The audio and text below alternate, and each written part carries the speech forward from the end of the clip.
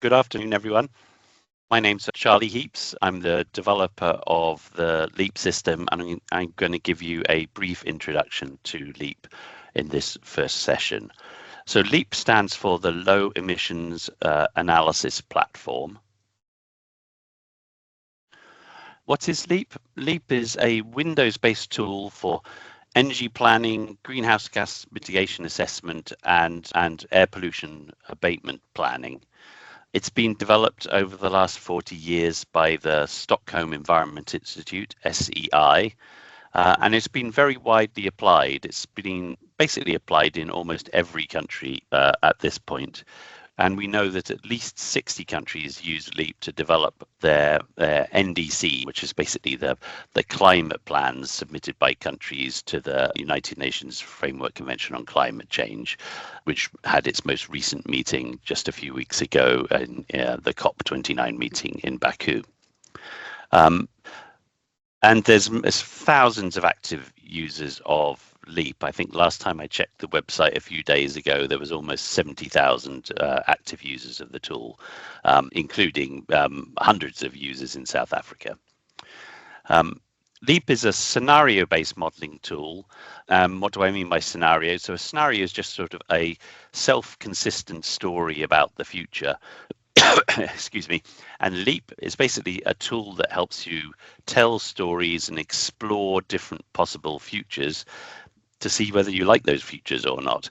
So it lets you explore how energy changes, how emissions might change, and how the impacts associated with emissions might change in the future under various different alternative policy settings. So typically, you'll do one future that's called like a baseline or a business as usual future that looks at, what the future might look like under current policies. And then typically in LEAP, you'll explore sort of multiple alternative scenarios that look at what sort of policies you might put in place and what the implications of those policies might be in terms of maybe more energy efficiency, lower greenhouse gas emissions, less air pollution, and what would be the costs of doing that. So what would be the economic costs? What would be the health or the avoided health impacts of doing those policies? Typically, LEAP is used at the national scale. I would say maybe 80% of the people using it are using it for national scale modeling, but it has also been widely applied at other scales. We've done global models using LEAP in the past, but maybe two worth mentioning are sort of the regional scale. So we've recently been working with UNEP and the CCAC, the Climate and Clean Air Coalition, to develop a model for the whole of Africa, which is basically a LEAP model divided into the individual countries of Africa, which I think is 54 countries. And so we've developed an open source model that's available to anyone that looks at different futures for Africa, exploring both climate change and air pollution abatement on the continent. Another scale that it's been used at is the city scale, and in a number of countries people have applied LEAP quite widely in places like Sweden and China, but also actually in South Africa, the city of Cape Town has been using LEAP for many years as part of its mainly climate planning efforts. LEAP is primarily focused on the energy sector, so most of its modelling capabilities are related to energy demand, energy supply, and it does also allow you to look at greenhouse gas emissions and local pollutants across all sectors. So not just the energy sector, but also non-energy sectors. For example, industrial processes, solid waste, land use change, and forestry. Another really important point about LEAP is that it's not just a modeling tool. So, there are a number of other tools that do similar things to LEAP, but they're very much focused on being modeling tools. They're very capable, very sophisticated, but they're not necessarily very easy to use. And that's because they really just focus on sort of the algorithms, and they don't provide the kind of support that LEAP does on other tasks. So for example, things like managing your data, documenting your modeling, helping you visualize results, and even sort of helping you sort of engage with stakeholders about your modeling results.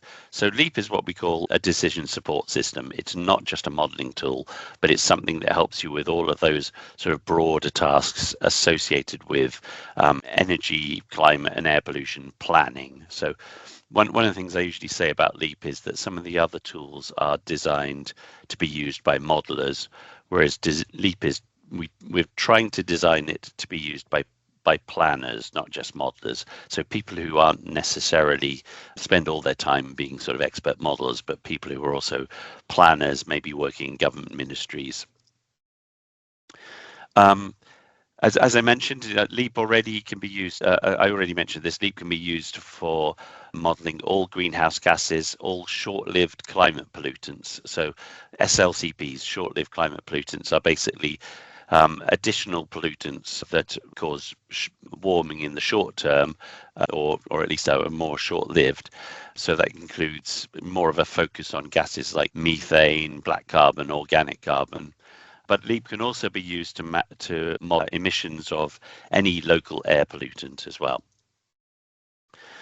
And in terms of the structure, I'll show you that in a minute, but Leap closely follows the IPCC inventory guidelines for greenhouse gases, which I think is also a sort of similar structure used when people are doing local air pollutant inventory modeling.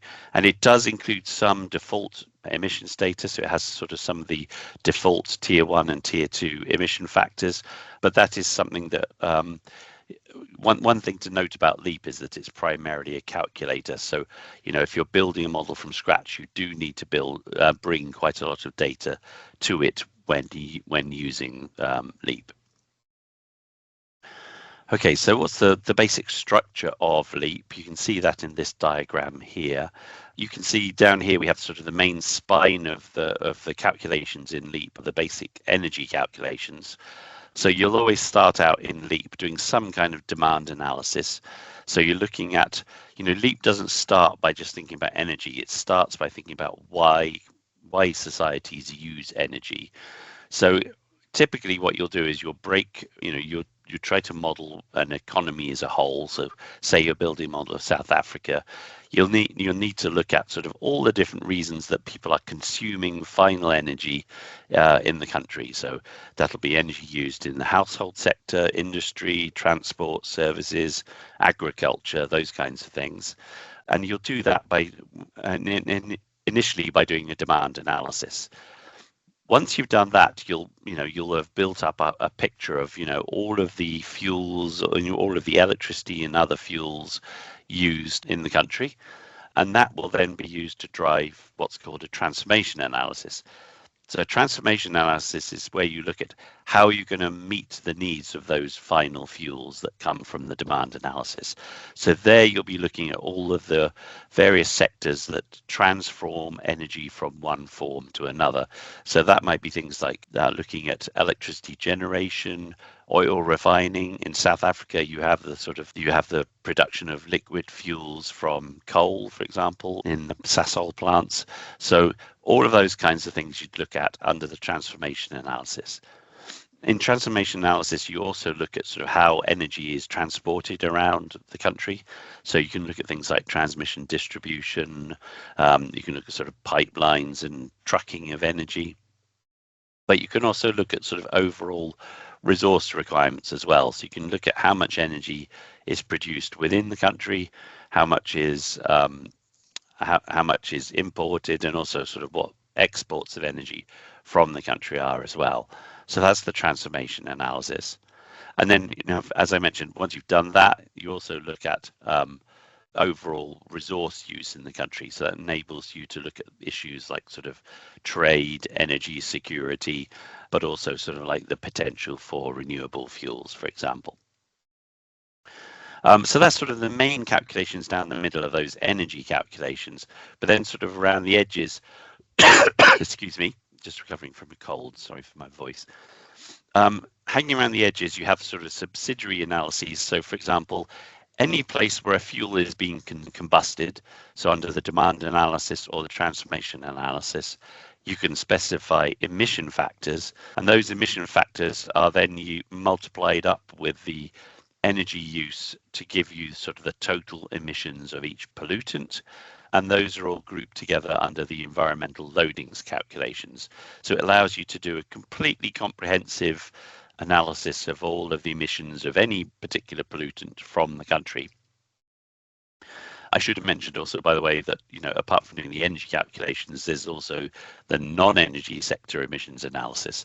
So this is a little bit simpler, but it does allow you to include emissions of pollutants that are non-energy related. So things like industrial process emissions, emissions from solid waste, emissions from agriculture and land use change and forestry, things like that. So those can get grouped in with the energy sector emissions to give you a comprehensive picture of emissions from the country. Also hanging off the side here, you have the possibility to do integrated cost benefit analysis.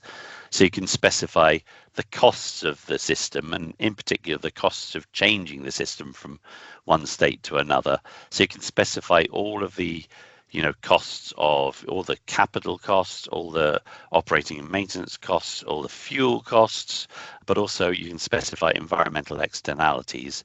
And then you can group all those things together to get an overall picture of the costs of one scenario versus another. So, what's the cost of, implementing different policies? And you can get a really sort of comprehensive picture of that by looking at the integrated cost benefit analysis. And then finally, one other part I want to mention is IBC, the Impact Benefits Calculator. So this is kind of like an optional add-on module to LEAP. It's something that takes the emissions that are calculated in the rest of LEAP and using a simplified version of a global atmospheric geochemistry model that's calibrated for various countries, it's able to translate the emissions into population-weighted concentrations of different pollutants. And then from that, it's able to translate the concentrations, using additional demographic data. It's able to, the demographic and sort of health impact data, it's able to translate those emissions into very simple estimates of health impacts. So we can basically calculate avoided premature mortality of one scenario versus another. So you can actually sort of see, how many deaths can likely be avoided by, implementing a set of policies, versus a baseline scenario. And I'll try and show you that a bit later on if I've got time. So that's the structure of LEAP. And then just to give you a very quick idea of what LEAP looks like, this is sort of the main screen of LEAP, just to give you a rough idea of what's going on here. It's a Windows-based software tool, as I mentioned. It's structured as, tries to be as familiar as possible to people who've already used Windows software. You can see it looks a bit like the File Explorer. So it's structured as a set of different views of a system or of a country. So there's an analysis view, which is the place where you do all of your modeling. It's the place where you sort of build the structure of how energy and emissions are produced in your country. Here you can see there's this tree structure where we've got demand broken down by sector. Transformation would also be broken down into sectors. So this tree structure is really key to how you use LEAP. The user of LEAP actually sort of builds this tree structure to match the situation in their country. So this tree structure is not fixed. It's something that you might adjust for one country versus another. You can see this one is a sort of a very simple one for the sample data in LEAP, which is a fictitious country called Fredonia. So you've got this tree structure, and then over on the right, you've got the place where you put in the data. You put in different data for, there's basically different variables in the model. These are these different tabs on the system. And as you sort of navigate through the tree, you'll see different tabs depending on the context of where you click in the tree. And then over here, you're actually sort of typing in the data, or you're using these expressions to describe how the data changes over time.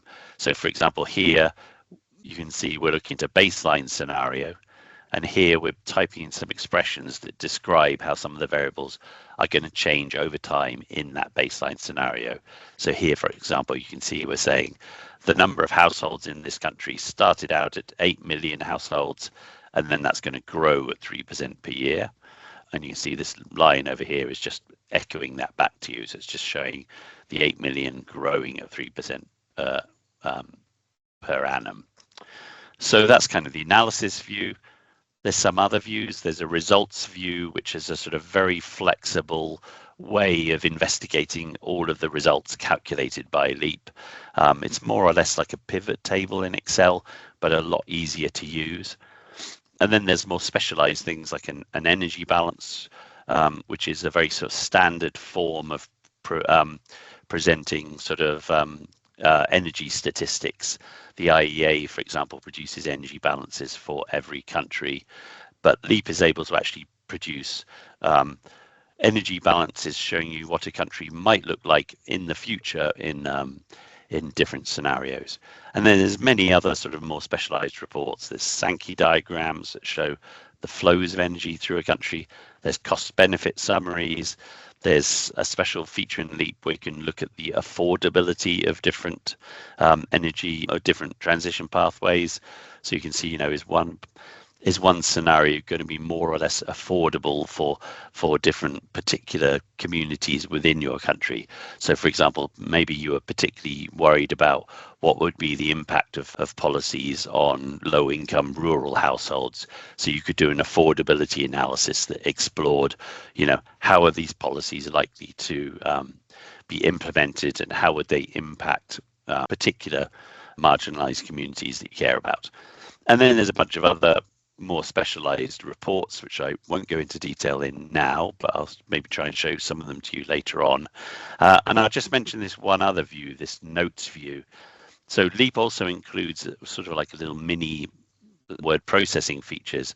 So it really encourages you to try and document your model as you build it. And we have found that, models are only as good as the documentation that's provided with them. So, the more you can document the modeling you've done, the more likely it is that someone who comes along after you will be able to pick it up and understand what's going on with that model. So that's the sort of the basic structure of LEAP. That's what it looks like. It also has, for example, just to show you, has a little dark view. So there's different ways of using it. And these are some of the reports that can be created using LEAP. It has really rich reporting capabilities. I'll just mention a few of those. So, for example, bar charts which can show results across all sorts of different dimensions. For example, you could show results by year and by sector, or by year and by fuel. Or in this one, we can even show, here we're showing multiple scenarios together by year and also by fuel.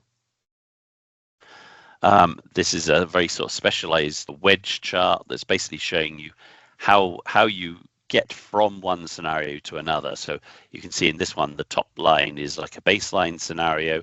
And here we're exploring how did we achieve emissions reductions. So the bottom line is like our ultimate mitigation scenario. The top line is our baseline. And then the filled in wedges are the emissions reductions that we've achieved in each different sector. So you can see, there's emissions reductions in transport, electricity generation, and a bunch of other sectors. So a wedge chart is a nice way of showing those kinds of, how telling that story about sort of how you achieved emissions reductions from a baseline moving to an emissions reduction scenario. It also has all sorts of map-based reporting. There's one just showing some results plotted for Africa. It shows line graphs that were a good way of showing scenario progress. So here, for example, I think these were some of the charts that came from our Africa modeling. So here we had a baseline scenario. Here's one where we're just focusing on mitigation of short-lived climate pollutants. And here's another scenario where we're looking at the emissions reductions, considering a very comprehensive set of policies implemented all across Africa. What else have we got here? I'll just mention a few other ones.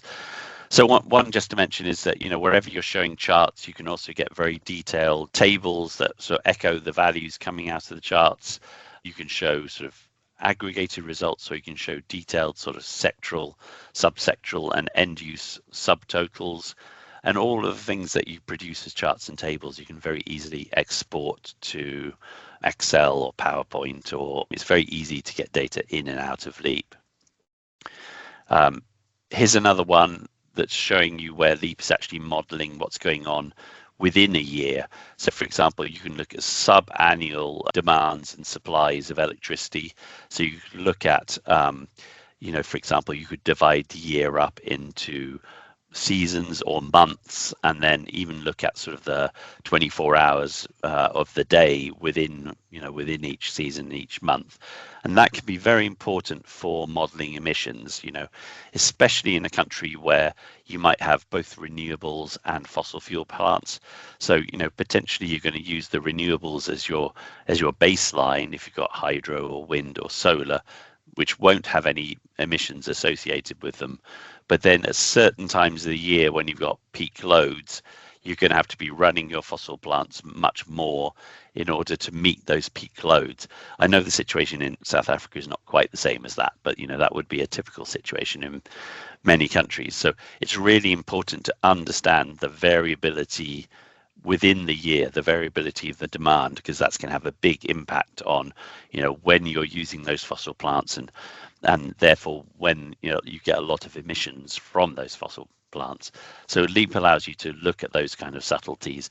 It can even look in the future, it can look at things like the potential role of energy storage, which might be able to be a useful way of sort of buffering sort of those periods when you've either got excess renewables and you can put them into the battery, or you've got a shortage of power, and in which case you can use the battery to help meet some of those peak demands. So those are kinds of some things you can look at in Leap, which can help you to do more sort of nuanced modeling of long-term emission trajectories.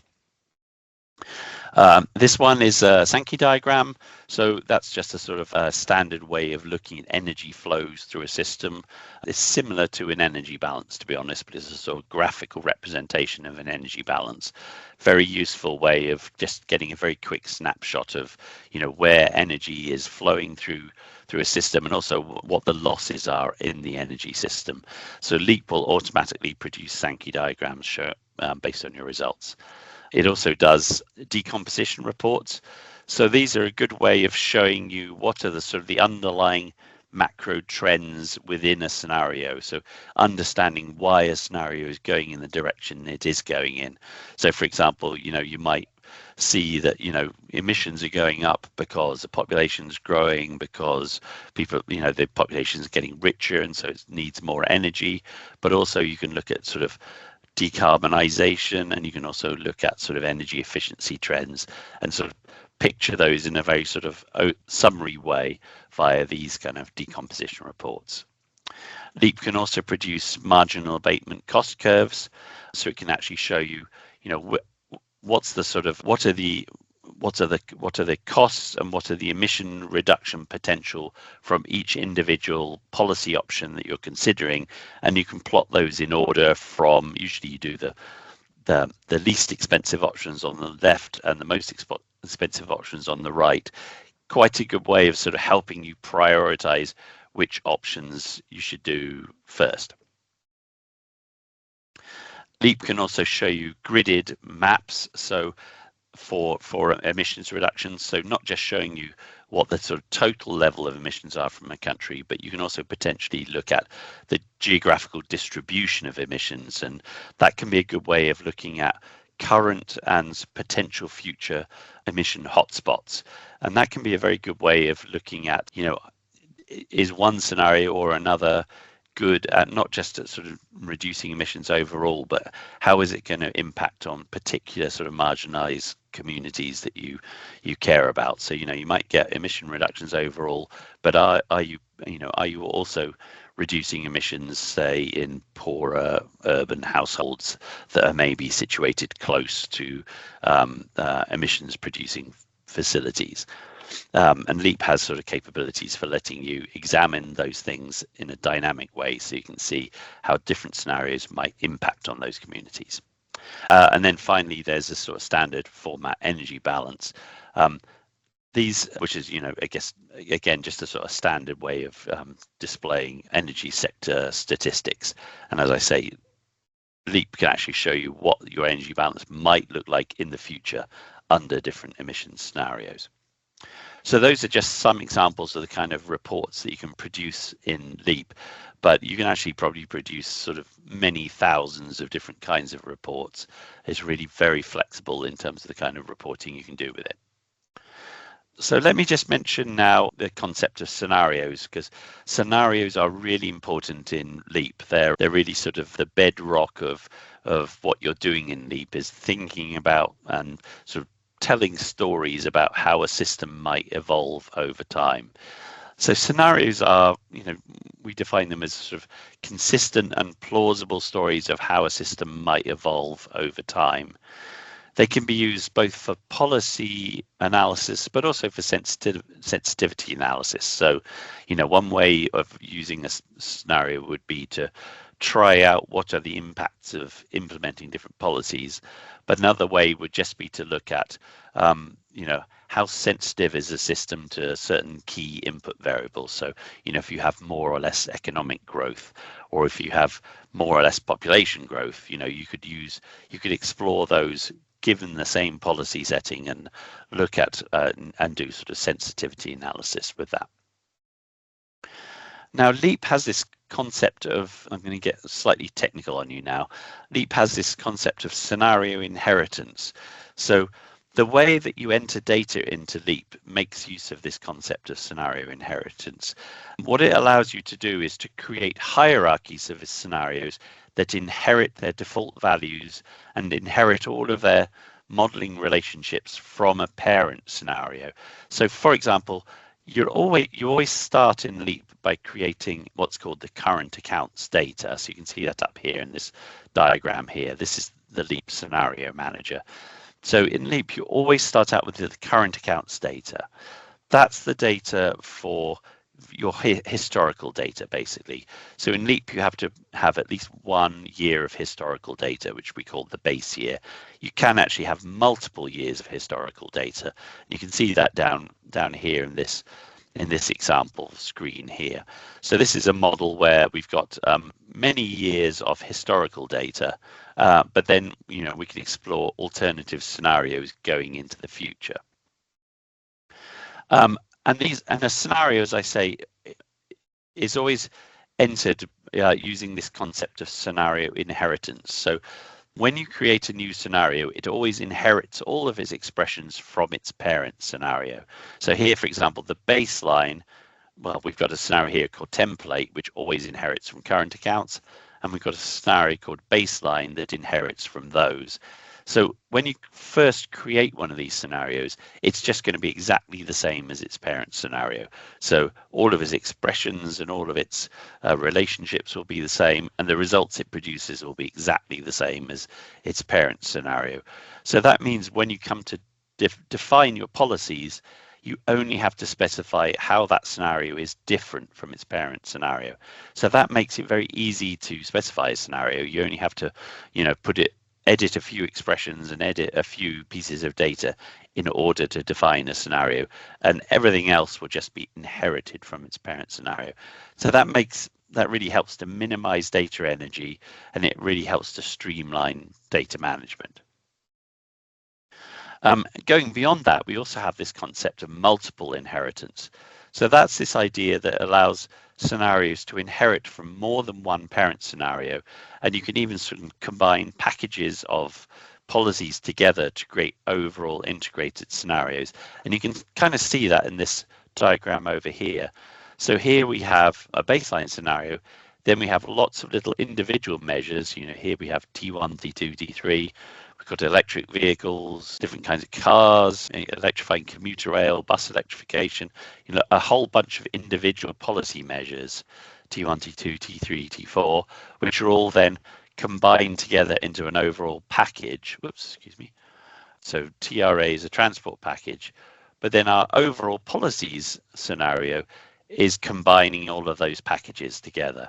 So the reason we've designed it that way is it makes it then very easy to explore different policy scenarios, and it makes it easy to plug different policies together to make overall integrated scenarios.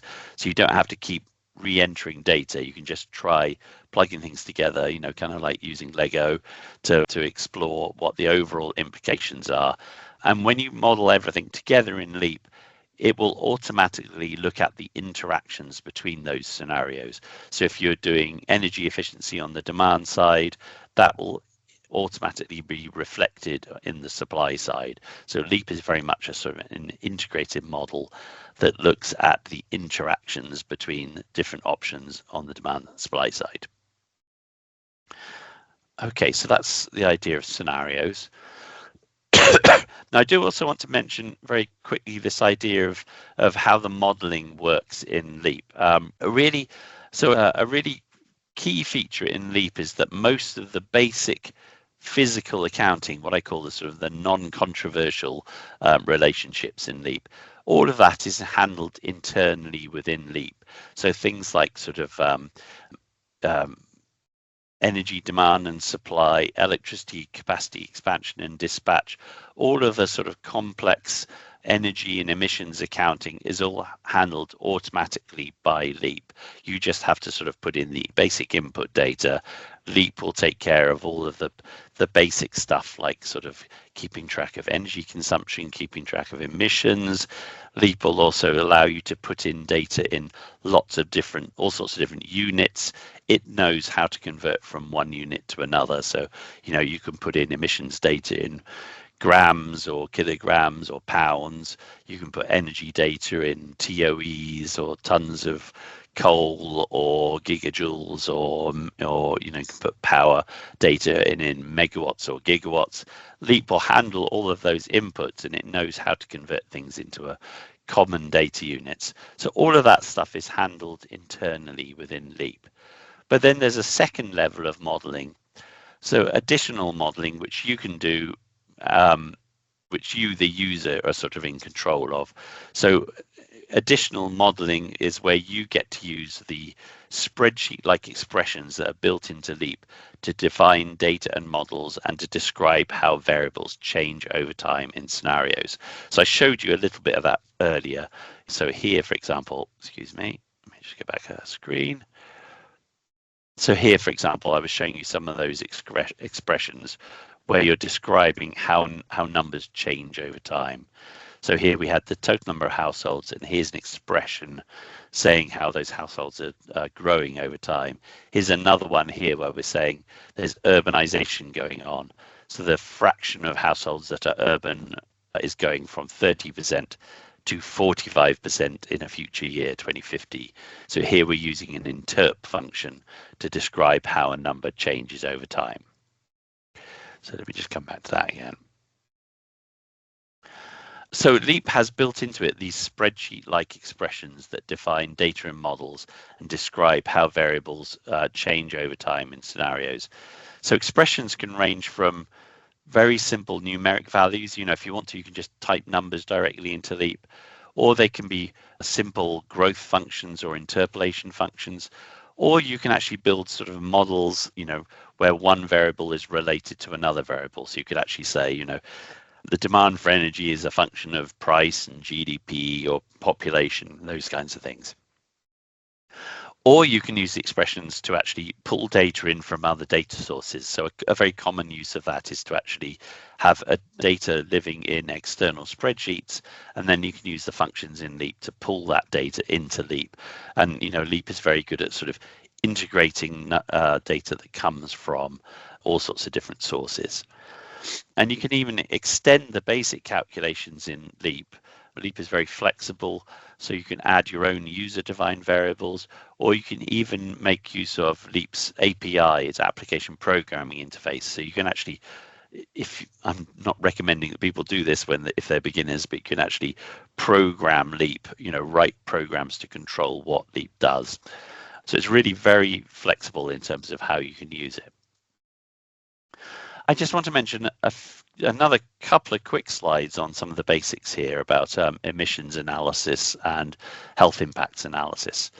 So in terms of the emissions analysis, you can specify emission factors for any greenhouse gas or any local air pollutant, and those are used to calculate overall emissions loading. So basically, for the most part, those emission factors are specified per unit of energy consumption. If you're in the transport sector, you can also specify them as per unit of distance driven.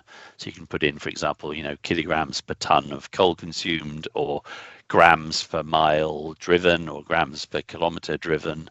And those emission factors are multiplied up by what's going on in the energy model. So they're multiplied up against sort of the energy consumption, or the number of miles driven of different vehicle types, to give you overall calculations of overall emissions. Emission factors can just be sort of simple numbers, or they can be specified in terms of the chemical composition of fuels. So for example, you could have an emission factor that's based on the sulfur content of the fuel, and then if the sulfur content of the fuel changes over time, LEAP will automatically sort of adjust the overall emissions to account for that, which might be very important for doing emissions accounting for emissions from coal combustion in South Africa, for example. As I already mentioned, it does already include basic default IPCC Tier 1 emission factors, but to be honest, the emission factors and some of the other technology data in LEAP do need updating, and that actually is on our radar for something we will be doing to LEAP in the next couple of years, is bringing much more good default data and making it much easier to access that in LEAP. It's not something that's possible now, but it's something we're planning to do in the next couple of years. You can visualize results for emissions in very flexible ways. You can look at results in terms of direct emissions from each sector, subsector, end use. You can look at emissions by fuel. You can look at emissions by scenario for any different pollutant, or you can look at pollutants individually, or for greenhouse gases, you can actually sum them together based on their overall global warming potential. And LEAP has built into it different GWP values corresponding to the different different IPCC assessments that have been published. So sort of try the latest science on the global warming potential of different pollutants. Results can be displayed in terms of direct emissions, or there's a special kind of report that can actually allocate the emissions on the supply side back to the demand side. So we can actually show you what is sort of the ultimate demand sectors causing the overall emissions going on in the sector. So that can be a very interesting way of looking at sort of how energy efficiency on the demand side can really lead to big reductions in emissions. And then I will also mention, if you're doing national energy modelling, emissions can also be linked to LEAP's IBC module, the impacts benefits calculator, to calculate overall human health impacts or avoided human health impacts. And I'll come on to that in a little bit more detail in a minute. In fact, I'm coming on to it now. So let me just say a little bit more about IBC, the impacts benefits calculator. So IBC is a sort of add-on module for LEAP. And the national emissions of primary pollutants calculated in LEAP, so the emissions of carbon dioxide, particulate matter, methane, carbon monoxide, NOx, VOCs, black carbon, organic carbon, SOx, all of those things can be taken from LEAP and used to drive a reduced form version of a global atmospheric geochemistry model, which is called GeoSChem joint. So that's a big, complicated model that runs on a supercomputer. But what we've done is to do runs of that module and then linearize the results for runs for particular countries, including South Africa. So we've actually run that big, complicated model. That model run on a supercomputer normally takes a day just to do a run for a single country. So what we've done is taken the results from that and used that as the basis of calculating emissions concentrations in LEAP for particular countries. And once it's linearized and put into LEAP, it can then be run very quickly, only taking a couple of seconds, in fact, rather than taking a day or more to run. So IBC calculates population-weighted concentrations in each country based on those coefficients that relate concentrations of secondary pollutants in a target country to the emissions of primary pollutants from each grid square in the world, and including the emissions that you calculate in LEAP for a particular country. So the national emissions that are calculated in LEAP are supplemented by data on natural background and rest of the world emissions that we take from a global source, in this case IESA's Eclipse scenarios, looking at emissions for the world as a whole. So we take those things, put them together, combine them with the coefficients that we got from running the GeoSChem joint model, and the result of that is that we end up with population-weighted concentrations for secondary pollutants in each country. And then IBC uses concentration exposure response functions based on the global burden of disease study, and it uses those to calculate health impacts, and in particular avoided premature mortality and avoided years of life lost for each scenario. Because it's all happening on a PC, and because it's all happening using the linearized form of what's going on in the geochemistry model, that can all be done very quickly. It just takes a few seconds, and then the results can be displayed directly within LEAP's user interface. So it's quite simple to use it, and you can look at the results very quickly. We've already calibrated it for about 150 countries. I think it might be slightly more than that now, including South Africa. So you can use it if you've got sufficient data to actually look at some really important health indicators for the country, and in particular sort of avoided crop hello deaths. Charles. Hello. There's Yes, hello. Yes, there's a question from Saria. Would it be okay if I just got a couple more slides? Would it be okay if we did questions in the end? I've just got I'll be done in 2 minutes. Not yet. Is that okay? Sure, thanks. Okay, I'm almost done. IBC is currently being used by a number of countries, including a number of countries in Africa, to develop their action plans on air pollution and short-lived climate pollutants, with support from UNEP and the Climate and Clean Air Coalition. So it is something that's being actively used at the moment. One really important caveat I'll say about IBC, though, is that at the moment it does only work at the national scale. So it requires that you do an inventory of pollutants for a country as a whole. It doesn't work sort of at the city scale or the anything sub-national scale at the moment. We hope that one day to overcome that, but at the moment it's limited to being used at the national scale. So this is just a sort of graphical representation of what's going on in IBC. So the emissions are being calculated in LEAP, but then it's also modeling the transport of the emissions. So it's looking at meteorology, it's looking at the chemistry in the atmosphere and thinking about how those emissions are transported.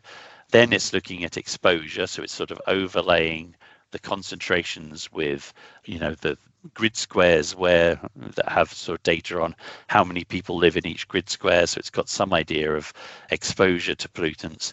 And then ultimately it's using population exposure functions to calculate health impacts. I just want to mention one other thing in terms of the emissions modeling in LEAP, that this is kind of a separate but related feature. LEAP can also be used to analyze the dynamic spatial distribution of emissions. So this can be very useful in identifying current and possible future emissions hotspots, and for assessing the burdens faced by marginalized communities. So the way this works in LEAP is that you do your you do your aggregate scale modeling, but then you can make use of proxy GIS data sets describing things like population, farming, industry, transport, or the location of your energy facilities. You can use that kind of data to allocate overall emissions to grid squares. So, for example, if you're modeling the emissions from the household sector, then you might have data on, where do the households live in the country? Which which of the grid squares in each country have so many people in them. That's a good proxy for assuming that sort of the emissions from the households are going to be proportional to where those households live. So you can do that sort of modeling within each sector to work out what the overall allocation of emissions are to grid squares within a country. And you can use that then to do this kind of GIS based analysis where you look at what are the sort of the hotspots of emissions within a country.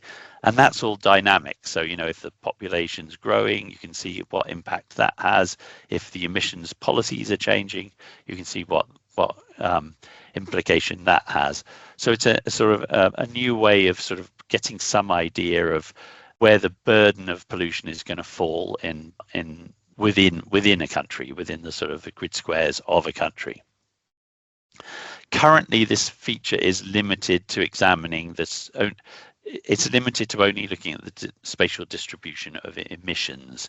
It doesn't go as far as looking at concentrations or telling you what the impacts will be within each grid square. That's something that we hope to work on in the future, but we do think this got sort of potential to be a quite interesting technique for looking at a number of different issues, particularly, if you're interested in topics like environmental justice. It's really important to work out what's the distribution of the burden of impacts, not just what's the overall average impact. So that's sort of one additional technique that's possible in terms of the environmental calculations in LEAP. Let me just, maybe actually I'll stop there, but I'll leave this one up there for now, just to show you that you can also do social cost benefit analysis and look at the overall costs and benefits of different policies in LEAP. But I think I've actually run out of time for this initial introduction. So I think I'm going to stop there for a minute, have a sip of coffee and give you a chance to raise some questions. So I'm going to pass it back now to to Derek and other people who are managing the webinar. So I'm going to stop sharing for a second and see if there's any questions now.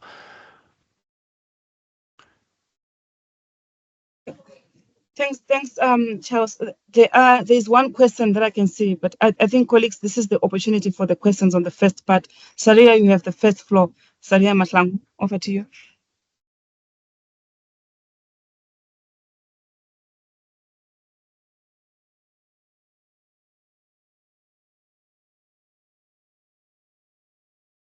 Is the question in the chat, or is it just a raised hand? It's a raised hand. They are muted. I think they have the opportunity to unmute and speak. I also see Sandra DeVos. I think those are the two hands that I can see. Yes, I see. Charles, can you hear me, Charles? I can hear you, yes. Okay, can thanks. You hear me? So I have Saria, Sandra, and Colin in that order. Thank you.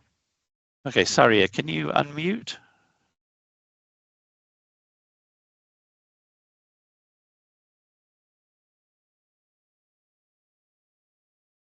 Why don't we try Sandra next while Saria's hopefully trying to unmute?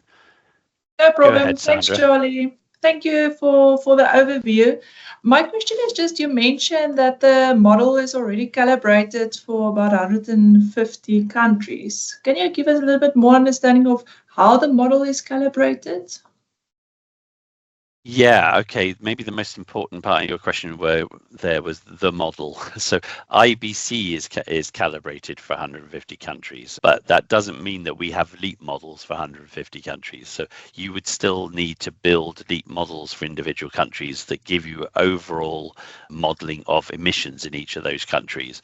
But that can then be connected to IBC for those particular countries.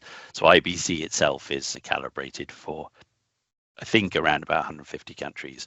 So what that means is it has data. It has the geochem joint model has been run for those countries with, that has a model of the chemistry and the meteorology of those and neighboring countries. Did I answer your question? Possibly not. Okay, thank you. So it's not yet. Do I understand correctly that it's not yet for South Africa being calibrated?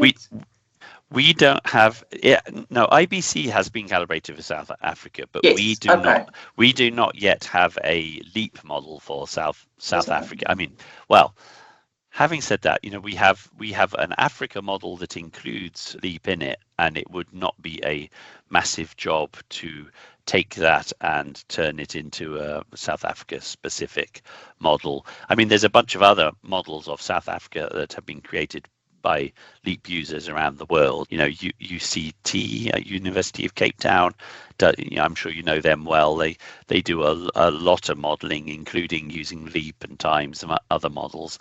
They have very detailed models of South Africa built within LEAP. So there's a number of people who've used LEAP within South Africa. So you don't have to start from scratch, but there's not one sort of preset model of LEAP that we maintain. Of South Africa that we maintain.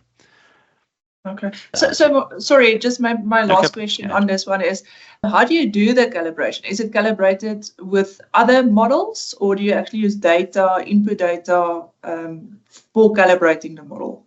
Just to understand what's the process for calibrating the IPC. A LEAP model?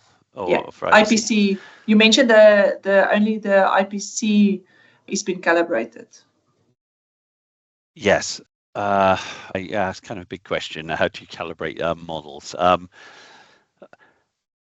Well, it's and I'm not the person who runs the geochem joint model, so I'm not sure I can go into a whole lot of detail for you. But typically when we're doing LEAP modeling, there's different ways of calibration. Sort of means different things in different contexts, but typically what we will do is we try to build a sort of a bottom-up model of everywhere that energy is used, everywhere that produces emissions. So you're building a sort of first cut bottom-up estimate of what you think those emissions are. So how many people are there, how many people own different kinds of cook stoves, what's the energy use of a cook stove, what are the emission factors associated with a cook stove. You do all that, you end up seeing what your overall total energy use is and your overall total emissions are, and then you compare that to sort of top-down numbers. So there might be national statistics on overall use of fuel in households, or a fuel use by sector. So that's a good sort of high level number that you can compare against your bottom up estimates, and then you decide which one you believe and you decide which ones you want to adjust, right? So that's the sort of the basic process of calibration, is sort of reconciling top down statistics versus bottom up numbers, and it's not always obvious which one's right and which one's wrong. So, quite often you have to make a lot of judgment calls and speak to a lot of experts. But that's the basic process, comparing top down versus bottom up, I'd say. Does that help at all? Thank you, Charlie. Yes, thank you. So I see a few other hands raised. Yes, and Sham and Lyndon. Thanks.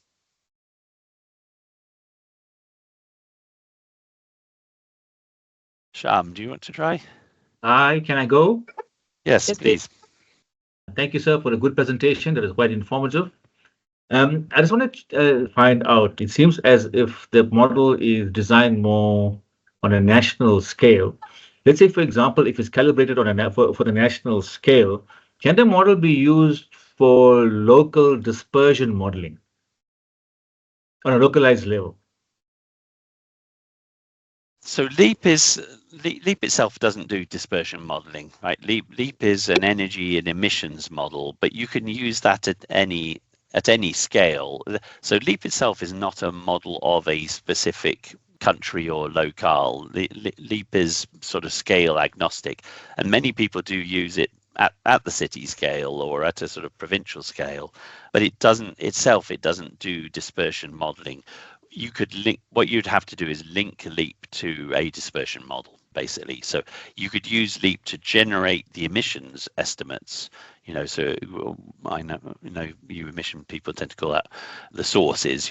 Maybe it's a source model, but then you would need to link that to a dispersion model, and you can do that in lots of different ways. LEAP has an API, or you could just export the results for the emissions from LEAP. So LEAP will produce sort of emissions by year for different scenarios, or even within a year. You can look at how the emissions vary by season or time of day.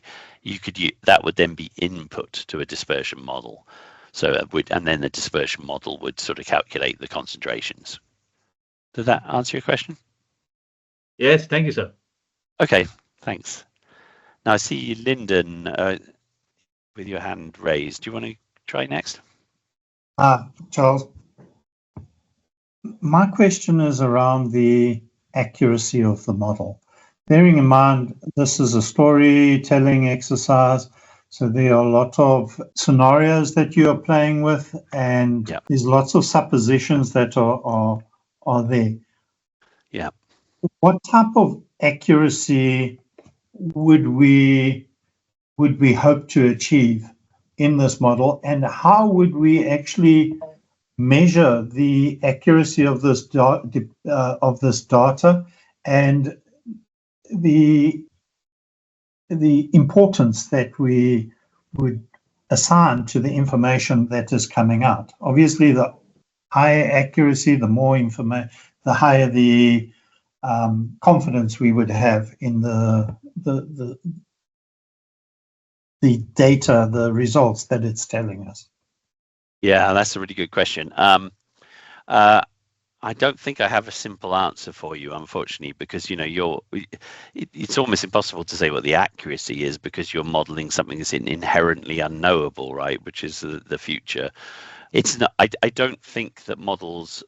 I think that this speaks to sort of the use of models, right? Should you use models and expect them to be good forecasting tools? I personally think that's kind of a fool's game, but I think models can be very useful for helping you think about whether policies are likely to make sense or not. But I don't think they're particularly useful for helping you do accurate forecasts of the future, because, like you say, there's so many of the variables that you're putting in there. There's a huge amount of uncertainty. Well, there's some certain variables that are uncertain because you just don't, what's the future penetration of electric vehicles, for example, right? That's uncertain partly because we don't know what political decisions will be made about promoting them, but also we don't know about the behavior of consumers and how they're likely to adopt them. So there's sort of all sorts of different types of uncertainty associated with that. And, the results that come out with LEAP will just be, dependent on the story that you tell with it. So you can tell very bad stories in LEAP that aren't, there's a lot of onus on the user of these tools to tell consistent, plausible scenarios, right? You have to make sure that the stories you're telling in each individual sector are reasonably consistent with each other, and it's very difficult to do that about the future. But I think the tools can still be useful for helping you get a rough idea of whether the kinds of policies that you're putting into it, whether they make sense or not. And you can stress test it by doing sensitivity analysis on it. So you can say, does this policy make sense if I've got high oil prices or low oil prices, right? Or if I have high penetration of renewables or low penetration of renewables, you can sort of stress test the policies that way. But I don't think it's any of these models, not LEAP in particular, but any of these scenario-based models are particularly useful as forecasting tools. Having said that, I think the bottom-up tools that where you're actually sort of looking at sort of demand and supply side together, they've tended to do a better job in, forecasting energy consumption in the future. They've tended to sort of do better than some of the sort of the high-level forecasts done by, electric utilities that tend to, electric utilities are notorious for forecasting high levels demand that tend not to ever come about. Surprise, surprise, because electric utilities want to sell electricity, right? But yeah, I think, I don't think that these tools are especially useful for forecasting. What I would also say, though, is that, that one of my old professors always used to say if a job's worth doing, it's worth doing badly, which I always took to mean that if you're using these tools to think about a really important problem, climate change or air pollution are examples of, really, really important problems, then you just have to do the best you can. And I think that so far these tools are kind of the best attempt that has been made so far to think about those problems and to think about how to manage those problems. But it doesn't mean that they're perfect by any means. I hope that answered your question. Yes, thank you. Yeah. Oh, sorry, rather unsatisfactory answer. Do we have any other questions? Or do we want to move on, Patience? I don't see any hands. I just have one question that came offline to say, is the department planning to use this as a policy tool? And I think, Charles, the idea is to create awareness on what is available to use by policymakers, by scientists, and even the industrial sector that we work with on a day-to-day basis as decision-making tools that are available for government to use. And the output from LEAP has already been used to a program and report that was published as part of the work on the Africa. Maybe we can share that report at the end on the work that you have done to support decision-making and air quality planning for Africa. Towards, I think it's this 63 agenda, 2063 agenda, but I stand to be corrected, just for people to be aware of that. Thanks, Charles. Charlie, sorry. Either, that's fine. There's that. I wanted to move on to the next item there, but Dennis Chibang wants to come in. Can I ask you to be very brief so that we can move on to the next item? Dennis? Well, thank you very much for recognizing me, and I'll try and be brief.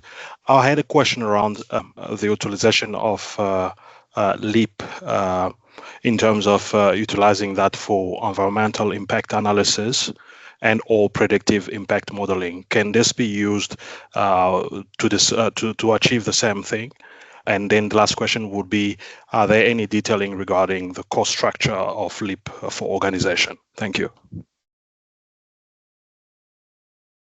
Thanks. Yeah, I'm sorry, I'm not sure I quite understood what the first part of the question was. Could you just try that one more time? Sure. I just wanted to understand if LEAP can be utilized for environmental impact assessment or analysis, and also whether it can be used for predictive impact modeling, when it comes to emissions and all of that. And yeah, that's the first part of the question. Yeah, thanks. Okay, sorry, that's good. Yeah, I mean, I guess when you say environmental impact assessment, you mean sort of assessments of particular projects being proposed in particular places, that sort of thing, which that's kind of what I tend to understand as the general definition of environmental impact assessment. I guess I would say, assuming that's true, I guess I would say that in general, I think LEAP is more useful for sort of system-wide, integrated analysis. So seeing how it's not so much for individual EIAs, but it's looking at overall environmental strategies for a city or a country or a province, that sort of thing. It's not really designed for a particular facility or a particular country.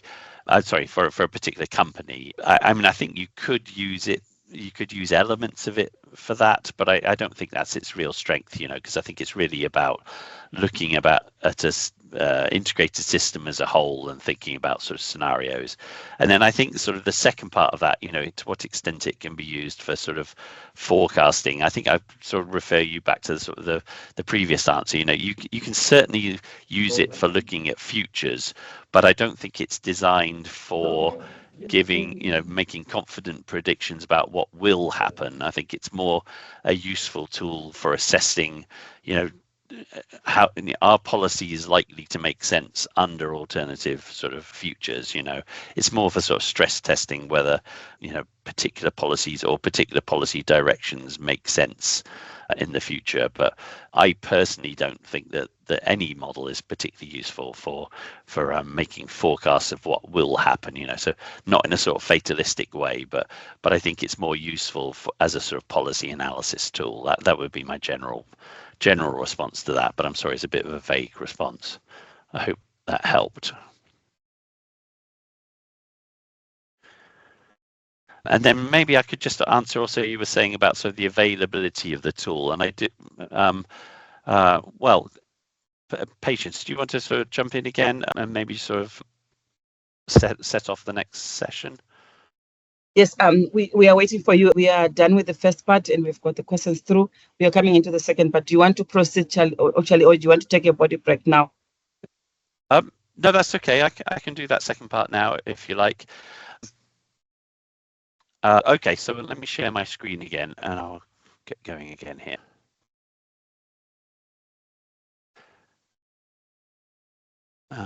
Okay.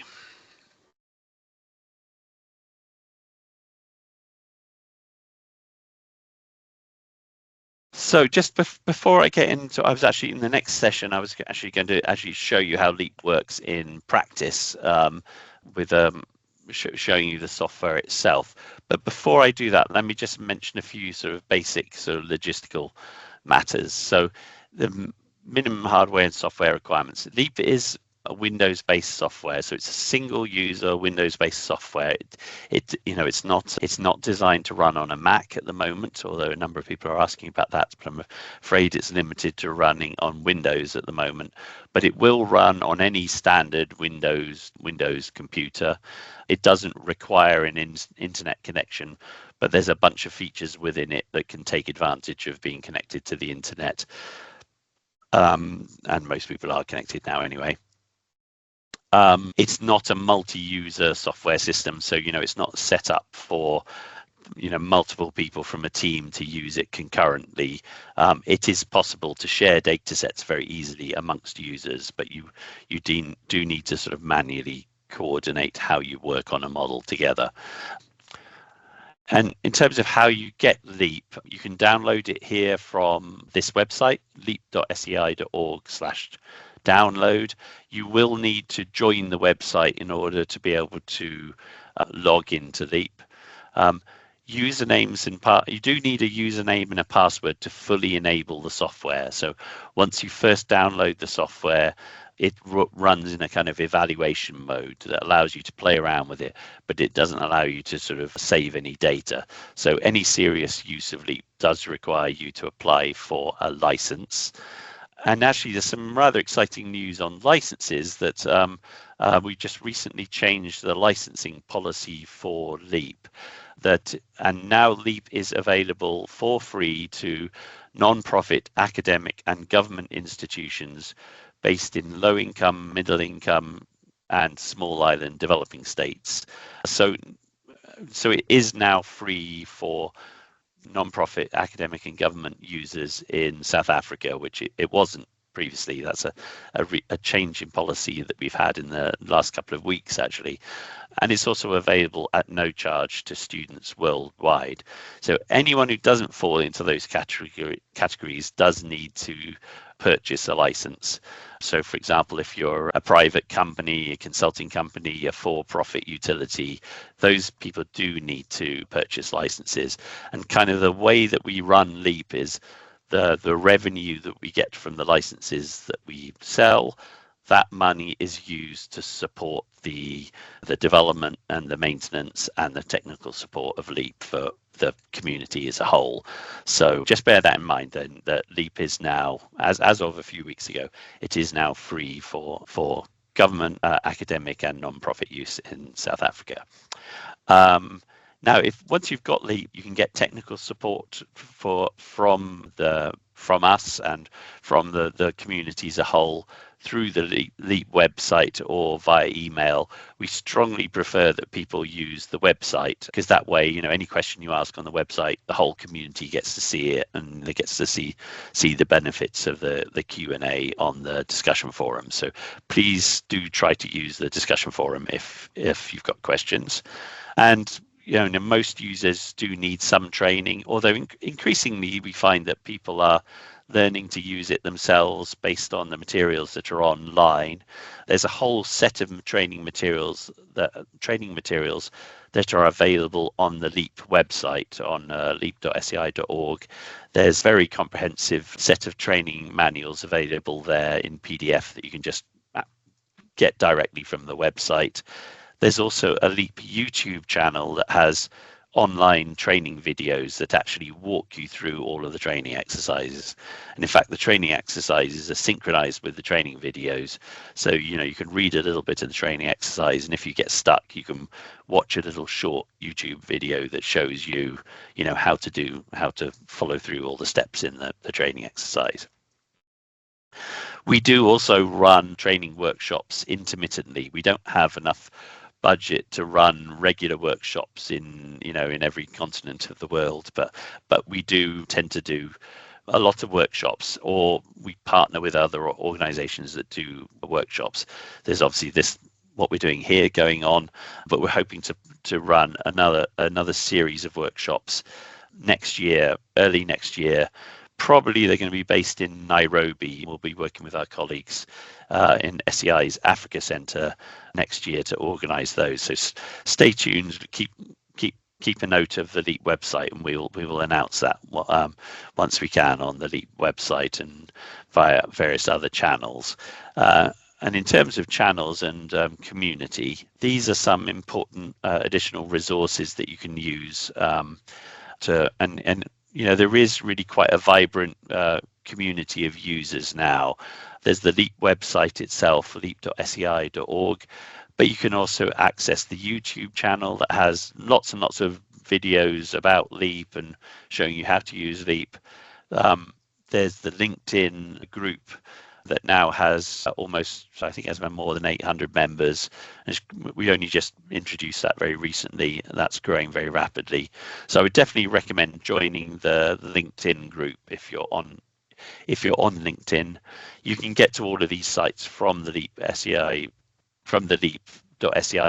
website, but also there's the direct links there. And there's also, if you prefer, a Facebook group as well. Please also feel free to visit www.sei.org to find out about SEI's other work. The work I'm talking about here about LEAP is only one very small part of what SEI does on environment and development issues around the world. So I do encourage you to join these various platforms. We really love to hear what people are doing with LEAP.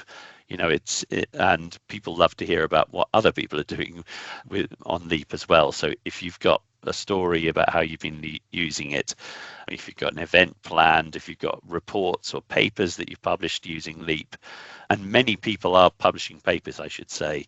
I think last year there was more than 250 papers published making use of LEAP, and that's sort of been similar to that for the last few years. So please share your news on one of these channels. Okay, and with that said, maybe I can actually show you LEAP itself at this point. So what you're looking at here then is the main screen of LEAP, and I showed you this before in a sort of static picture. So this is the analysis view in LEAP. You can see this one over here is highlighted.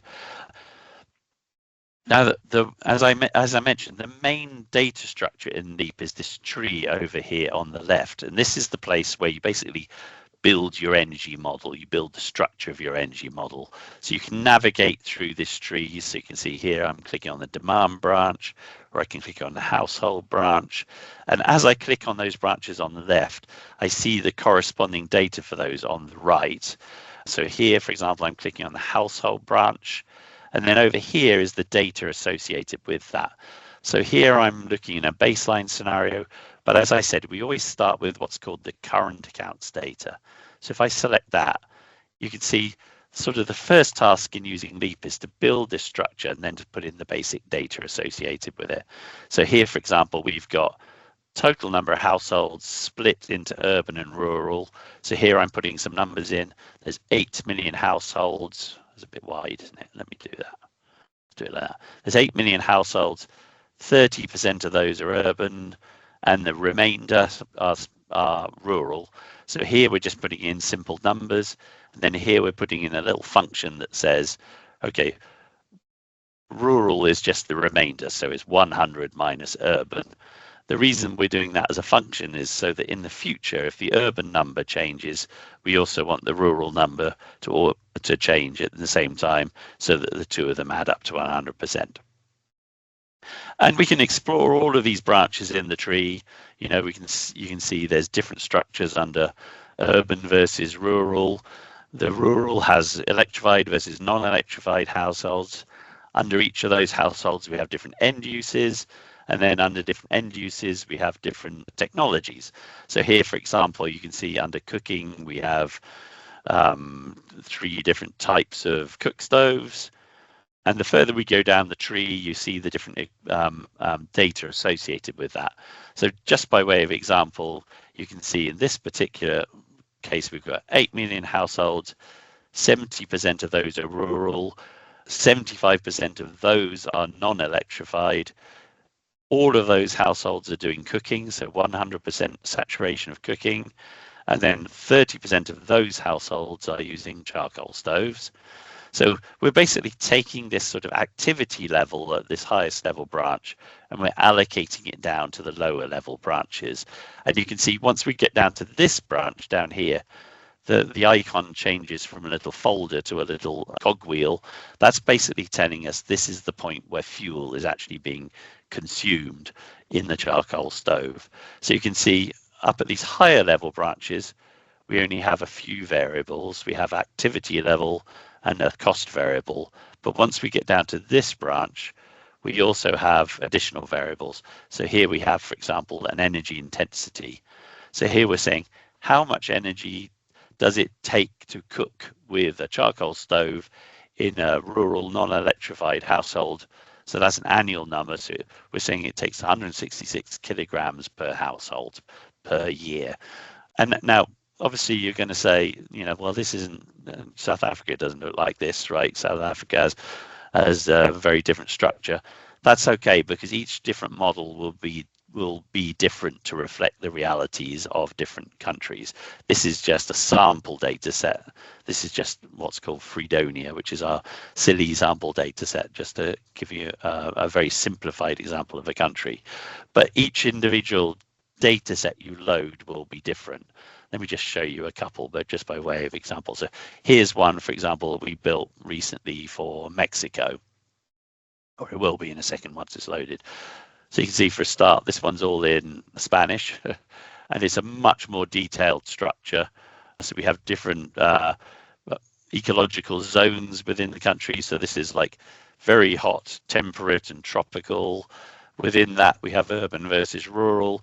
We have all sorts of different end uses, and we have cooking, refrigeration, lighting. Or if we look at transport, you can see it's very detailed. Within the transport, we have passenger versus freight. We have cars. This is road, rail, air, maritime. We have private and public. We have cars, trucks, motorcycles. We have different kind of technologies, internal combustion engine, hybrid, plug-in hybrid, electric.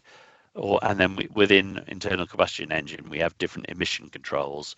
So that's like cars with no controls, cars with Euro 1 emission controls, etc., etc. So you can build very simple structures, or you can build really detailed structures. Let me just go back to Fredonia for a second. So you can see as we got down to that bottom level branch in Fredonia, here's the technology that consumes energy. But beneath that, we have the emission factors. So here's the different pollutants we've put in, and you can put in any kind of greenhouse gas, any kind of local air pollutant. In this case, these are the ones that we had for this model, and here's the emission factors for those for using charcoal in a charcoal stove. So you can see there's emission factors for CO2, for carbon monoxide, methane. Some of those are just put in as simple numbers, so they're just kilograms per terajoule, but some of them might be put in based on the chemical composition of the fuel. So this one is saying, you know, the emissions of SO2 are just based on the sulfur content of the fuel, how much of the sulfur gets retained when the fuel is combusted. And then this is just a very simple equation that converts from SO2 to S based on the chemical what am I trying to say? The composition of those molecules, basically, so SO2 versus S. So just what's the molecular weight of the molecules. So that's the sort of structure on the demand side. On the supply side, the structure is a bit less complicated. You don't have as many levels to play with. You have basically two levels to play with. You have the sort of the basic conversion sectors in the economy. So you have here electricity generation, charcoal production, oil refining, coal mining. But again, those sectors could be different in different countries. So in South Africa, you might have a special module for converting coal to liquids, for example, or natural gas to liquids. And, you might have in the future, you might have more sort of futuristic conversion technologies. So you might have hydrogen production from electrolysis or from reforming of natural gas, that kind of thing, which is being talked about quite a bit. So you have the sort of the conversion modules, and then within each of those, you have multiple processes. So here, for example, in Fredonia, we have different kinds of power plants. So wind, natural gas, oil, coal, whatever, it's sort of agnostic about the technologies. So you can model any type of particular technology in LEAP, including storage technologies. So it's kind of on the demand side, you tend to have more structure, but a fairly simple set of variables, basically activity level variables, energy intensity, emission factors. On the supply side, you have a slightly simpler structure, but you have much more sophisticated capabilities for modeling. So under transformation, you can model both the expansion of capacity. So you can think about how many power plants are we likely to build in the future, but you can also look at how you're going to dispatch those power plants in the future. So you can say, what's the availability of power plants by season or by time of day? What are the costs? What are the capital, operating, maintenance, and fuel costs? And then you've got a sort of choice of methodologies about how you want to model capacity expansion and dispatch. And very much the philosophy of LEAP is to give you sort of a choice of methodologies. So some of the methodologies in LEAP are very simple. They don't require a lot of data. So for example, you could model power plants by just saying, I want to have X% hydro, Y% wind, Z% coal, and you could just model it as simply as that, just by putting percentage numbers in. Or you can look at sort of much more detailed sort of simulation of how you're going to build those power plants in the future. So there's variables like endogenous and exogenous capacity. So where you specify existing power plants, or you specify what kind of power plants you're going to build in the future in different scenarios. So you can use a kind of a simulation modeling approach where you get to tell the model what kind of power plants you would like it to build in the future. Or I can hear someone in the background there. If you can mute, please. So that's kind of a simulation modeling approach. Or you can go all the way to using optimization modeling. So under optimization modeling, LEAP itself will choose what to build, and it will choose how to dispatch those different power plants in the future. So if you're using optimization modeling, it tries to work out what's the least cost overall configuration of the system, and it will build and operate plants to try and minimize the cost of meeting your demands. So and you can do that within a system where you specify all sorts of different constraints on the system. So constraints might be, for example, you don't want to produce more than a certain amount of pollution. So you could say, what's the least cost way of achieving a certain emission reduction target? Or you could specify, things like a renewable portfolio standard. So you could say, what's the least cost system, but I have to have at least 40% renewable generation of electricity built into the system. So LEAP allows you to sort of, or LEAP itself will calculate the least cost configuration of the system subject to those constraints that you impose on it. And it's pretty easy to do that in LEAP.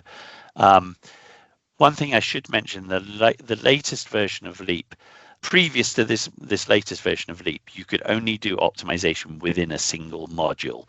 So you could look at a sort of a least cost electricity generation system, but then all of the rest of the model had to be specified using sort of the simulation approaches.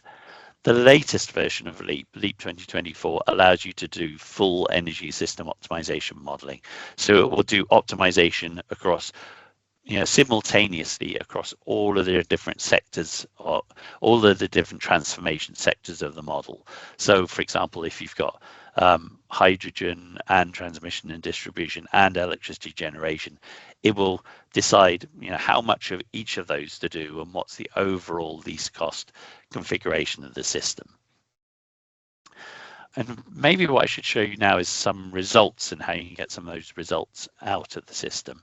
So let me just show you a few very simple ones. So here we're in the Fredonia model. Let me just show you some very basic results. So let's go into the results view. I'm going to actually pretend that I've made some changes. So I'm just going to force this whole thing to recalculate. And then let's go into the results view.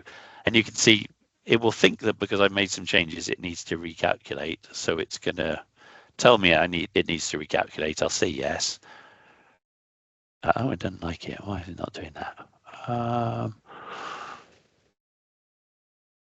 So you can see, I didn't think this was going to happen, but this is actually an example of oh, shouldn't be doing that. Let's do this. Let's try again. There we go. I had a wrong setting in there. Sorry about that. So actually, you could see that was actually a good example of how the integrated debugging environment works in LEAP. That when you try to do a calculation, if there's a problem, it will actually stop you when it reaches a problem. It'll tell you what the error is, and it will put you back into the place where it thinks the problem is, and it will force you to fix the problem before you can continue. Let me just show you an example of that. So here, for example, we've got urban and rural households. Those obviously need to add up to 100% because they're shares here. So if I put in a bad value here, if I said, okay, this one's 80, this now adds up to 110, right? So if I try and look at the results now, and LEAP will produce an error. It will say these things add up to 110, but they're supposed to add up to 100. So and when I hit OK, it's going to put me right back on that branch, force me to fix that problem. So I'm going to fix that problem now by putting a remainder function in there. Remainder function in there, I guess. Okay. So now I'm going to look at the results, and now it should calculate. So that's kind of the way the integrated debugging works. So here we are now in the results view. And the way this works is, as I said, is a bit like a pivot table in Excel, in that basically once you've calculated the results, LEAP has calculated all sorts of different results and it's dumped them into this huge database. And most of the results have many different dimensions associated with them. So the results are available by year, by scenario, by fuel, by sector, and we can use this to sort of investigate those results. So here, for example, maybe I want to start by looking at energy demand results. So the first thing I do is just choose the type of results I'm interested in. So here I'm just going to look at energy demand. And then over here on the right, I can just organize the results in the way I like. So you can see at the moment it's showing me every 5 years. I could make that every 2 years. Here it's showing the results for total final demand by sector. So you see household, industry, transport, commerce. I might want to organize those by fuel. So instead of seeing the branches, so the branches means the names of these branches here, I could show that by fuel. So you can see it's exactly the same results, but it's just cut up in a different way, and now it's showing me the results for the individual fuels. It has lots of different options. So if I don't want to see the detailed fuels, I could show groups of fuels. So again, it's the same total results, but cut up by groups of fuels now. Let me go back to branches. So here it's showing you the different sectors. If I want to, I can go another level down. So if I do 2 levels down, now it's showing me the subsectors. And I could even go down to sort of end uses. So you can see lots of different levels. Anything I look at as a chart, I can also look at as a table, or I could show sort of split results. So there you can see it's showing me the sectoral totals, and then it's showing me sort of the subsectors, and well, there's sort of 2 subsectors. There's urban and there's urban electrified. I could even go down sort of a 4th level there. So I'm seeing the end uses. And you can even do a sort of cross-tabulated view where you say, what's the total use in cooking across, or total use in lighting across these different sectors. So if I do match names, then it's summing up across those names. So it's showing me the total use in cooking. So you can see that's maybe more easy to do it that way. There you are. So there's lots of different ways of looking at the results, and you don't have to have years on the bottom. You know, we could maybe, let's just do something a bit weirder. We could do maybe the years and the scenarios down here. So let's do every 10 years and put different scenarios down the bottom. So here now you can see it's showing you results for a baseline scenario and a mitigation scenario, cutting it up by the branch names.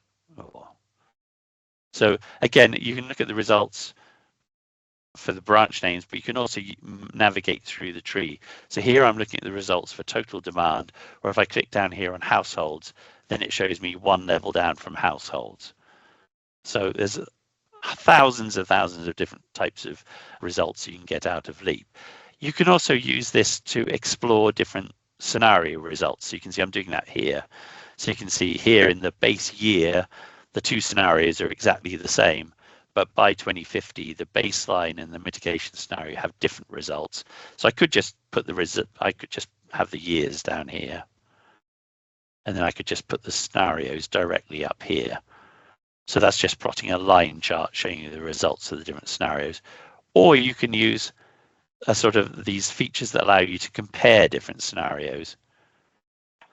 So for example, here I'm looking at a baseline scenario. Here I'm looking at the mitigation scenario, but I can also use this comparison feature to say, what have I avoided versus the baseline scenario? So the little box on top is the colored in boxes are showing me what's going on in the mitigation scenario, but the dotted box is showing you what you avoided versus the baseline scenario. So essentially that's the energy efficiency going on in the mitigation scenario that lets you avoid energy versus the baseline scenario or the business as usual scenario. So that's just doing that for one particular result, right? So there I was just looking at energy demand and final units. You can see it over here, this is shown in millions of gigajoules, but LEAP is also very good about helping you show results in different units. He has all these different units built into it. So I could see this in tons of coal equivalent or tons of oil equivalent or whatever unit you like, really. You can also define your own units, although there's loads of units built into it. And if I want to look at emissions, that's just a different type of report. So let's look at, let's start by looking at emissions in terms of 100-year global warming potential. So this is looking at more sort of like climate impacts. So usually you want to start by looking at the top level branch. So here I'm looking at emissions in the mitigation scenario versus the baseline scenario, right? So the dotted bit again is how much global warming potential I've avoided by going from the mitigation scenario to from the baseline scenario to the mitigation scenario, and that's what I managed to avoid in terms of emissions reductions. So that's showing you for all greenhouse gases, with all of the greenhouse gases translated into tons of CO2 equivalent based on their global warming potential. So I could, here I'm showing this again by sector, But when we're looking at emissions, there's an additional dimension, which is the greenhouse gas. So I could just show that in terms of the individual greenhouse gases. So you can see it's not very good colours there. Hang on, let me just change that. I'll do that. So the CO2 is the why is it not colouring in? There we go. So the green is the carbon dioxide, and then you can see there's smaller amounts of warming from these other individual pollutants. So you can either look at it in terms of the global warming potential, or you can look at the individual sort of the physical emissions of individual pollutants. So if you wanted to look at local air pollutants, this one will probably be more useful. So actually looking at one pollutant at a time in physical units. So this is showing you carbon dioxide, but you can also look at all of the individual pollutants and their numbers. And one other thing you can do for GHGs, which is quite useful, is to look at, so here we're looking at the direct emissions of the pollutants by branch. So you can see, let me take this one off so it's not too complicated. So here we're saying, there's total emissions of GHGs from the demand sector, and then there's some emissions from transformation sector. If we look 2 levels down, so you can see it looks like there's lots of emissions from transport, right? There's not so many emissions from households. It looks like households are not important, but sometimes that's actually a bit deceiving, because in fact there's lots of electricity consumption in households, right? So there's not many direct emissions from households, but it leads to the production of lots of emissions under electricity generation. So whereas transport doesn't have much electricity, so all of the emissions are more or less direct, but transport doesn't cause much additional emissions to happen under electricity generation. Now, of course, that won't be true in the future if we have lots of EVs, but for now, that is true. But what we can then do is another way of cutting up the greenhouse gas emissions is to have the supply side emissions allocated back to the demands that cause those emissions. So there's this one other way of reporting emissions is to show direct plus indirect emissions all allocated back to demands. So if we look at that, well, let's just compare the difference. So first of all, if we just look at the demand side emissions, you can see, transport's really big, household, well, let's just do 1 level down, household not so big. But if we look at the emissions all of the emissions allocated back to the demand side, you can see a slightly different picture. Then household gets bigger because and transport doesn't look quite so big, but the total emissions are the same, but more of those supply side emissions are allocated back to the household sector because there's a lot of electricity consumption in that sector. So those are some of the ways that you can look at the emissions. Let me show you also the geographically allocated emissions. So there's another kind of analysis that we can do. Here we go. Here's a very simple example of that. So this is just a simple demonstration of how you can look at emissions and allocate them to individual grid squares within a model. I hope this one works. I haven't actually tested this one. It's a bit risky. This is a bug at the moment. I'm sorry.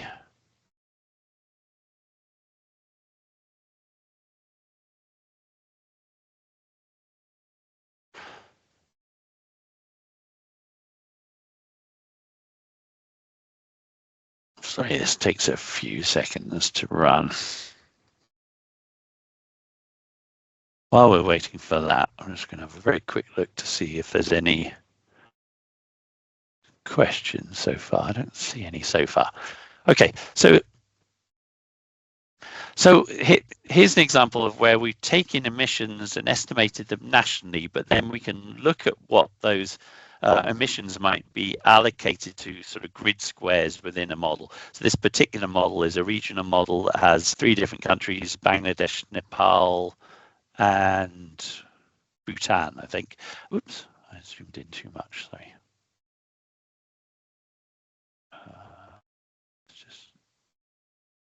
doing? Oh, no. There we go. And you can use this to actually look at for a particular year. So here we're looking at 2040, and we're looking at sort of the emissions of a particular pollutant by grid square within the model. So how does it do that?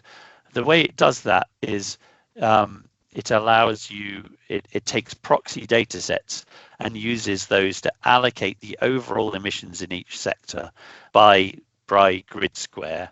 You can see down here, for example, under cooking, we're saying here's the total. It's very similar to that other sample model I showed before. You can calculate the average loadings of each different pollutant for the country as a whole. But then there's this extra variable called geography, where you're saying allocate these cooking emissions based on where the population is within each country. So that's basically using a GIS data set for population to allocate the household emissions to the grid squares where the population, in proportion to how much population is within each grid square within the country. So you can do population might be a good proxy variable for allocating household emissions. Within transport, maybe you want to allocate emissions based on how many kilometers of roads there are within each grid square. Or for power plants, maybe you want to allocate things directly as point sources. So you might have actual data on where the individual power plants are, and you can allocate the emissions from those power plants based on the latitude and longitude of those particular power plants. So there's different ways of doing that, but then LEAP takes all those emissions, allocates them all down to the grid squares within each year, and then can show you the results in these kinds of GIS-based maps. And you can look at these for different years, so you can see how the patterns change over time depending on, and it could also vary by scenario. So you can see, if you've got strategies, do those policies not only reduce emissions overall, but are they actually going to sort of help target the sort of poorest areas, or maybe the areas that suffer from the most pollution? So it's could be quite a useful technique for thinking about sort of environmental justice questions. So let me just see how I'm doing for time here. And I think I'm basically out of time for demonstrating the model. But if it's okay, patience, if I could just take another 5 minutes just to show one other example. Is that okay? Do you mind if I take another 5 minutes? Sure. Let's go ahead, Charlie. I think I've already introduced IBC, so I think I'm a little bit ahead of schedule. So let me just show you a slightly more realistic example of how you can run LEAP and think about policies and measures for modeling emissions. So I'm just going to open up this example here called Time Slice Demo. And this one actually makes use of the optimization capabilities in LEAP. And what we're doing in this model is, let's think of a sort of a common situation that a lot of countries are thinking about. So, we might have lots of different end uses for electricity, and they're all growing over time. So let's look at some results here. I'm going to show you, first of all, just energy demand in a baseline scenario.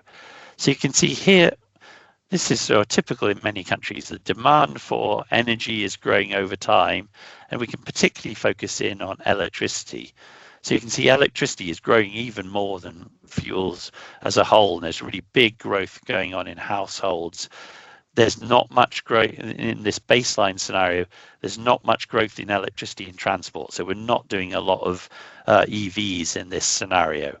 But what happens if we want to do a scenario where we're thinking about climate, we're thinking about air pollution, but we're also thinking about promoting EVs? How are we going to do that? How are we going to keep the lights on if we're going to have lots more EVs in the future? Well, so the challenge isn't just the growing demand for electricity, right? But it's also what will be the peak load at certain hours. And if the peak load, if we get really high peak loads, that's going to make it really hard to keep the lights on, because you might not have enough reserve margin. But it's also going to be a big challenge for emissions, because the peak load typically coincides with when you run the power plants the most. So let's have a look at not just the picture over time, but let's look at the demand load shape. So let's look at this power load shape. So you can see here, let's look at a future year for electricity. So you can see here in the baseline scenario, you can see we've got a big challenge in the summer in the middle of the day, right? So in the summer in the middle of the day, the household demand is going to be causing a huge amount of peak load to happen. We can even look 2 levels down to see why that is. So in this particular model, you can see 2 levels down, the air conditioning is a really big part of it. There's a huge load for air conditioning. Services seem to be fairly flat. Transport's fairly not a big issue, but the air conditioning is really a big problem. So what can we do about that? Well, you know, we might decide to have policies where we promote much more efficient air conditioning. So you can see in this model, we have 2 different types of air conditioners, current and efficient. And in our baseline scenario, we're not doing any of the efficient scenarios, right? So we haven't promoted more efficient air conditioning. But in our policies scenario, we've put in an equation that says by 2050, we can have 90% efficient air conditioning. So we're going to have nearly all of the air conditioning converted over to be efficient air conditioning. And you can see that efficient air conditioning uses half as much energy as current air conditioners. And that's definitely possible, right? There's really good technologies out there for air conditioning. But also, you know, air conditioning is really going to grow over time, especially in developing countries, where, you know, as populations get more wealthy, they're gonna purchase air conditioners big time. So I know South Africa is not the same as the rest of Africa, but nevertheless, imagine that was true. So at the same time, you know, one of the things we can do is promote energy efficiency, but at the same time, we also want to move to a lower carbon future. So in this scenario, we've also promoted in our policy scenario, we've said in the transport sector, we're going to switch over from gasoline vehicles to, so you can see in the baseline scenario, there's hardly any electric vehicles, but in our policy scenario, we can have lots of electric vehicles. I'm not saying this is realistic, this is just an example. So let's see what that does to the results. So again, if we look at the power load shape for electricity, here's our baseline. But in the policy, and you can see the peak load is what, about 550 gigawatts in the middle of the day in the summer. If we look at the policy scenario, you can see it's not quite as high, even though we've promoted loads of electrical vehicles. So now the air conditioning is much less of the peak, but much more of the peak comes from our electric vehicles. So you can see, so using tools like this, you can see what happens to the load, and then that's going to have implications on the supply side. Once we're generating the electricity, it's going to have implications for how we keep the lights on, but also for what the emissions might be.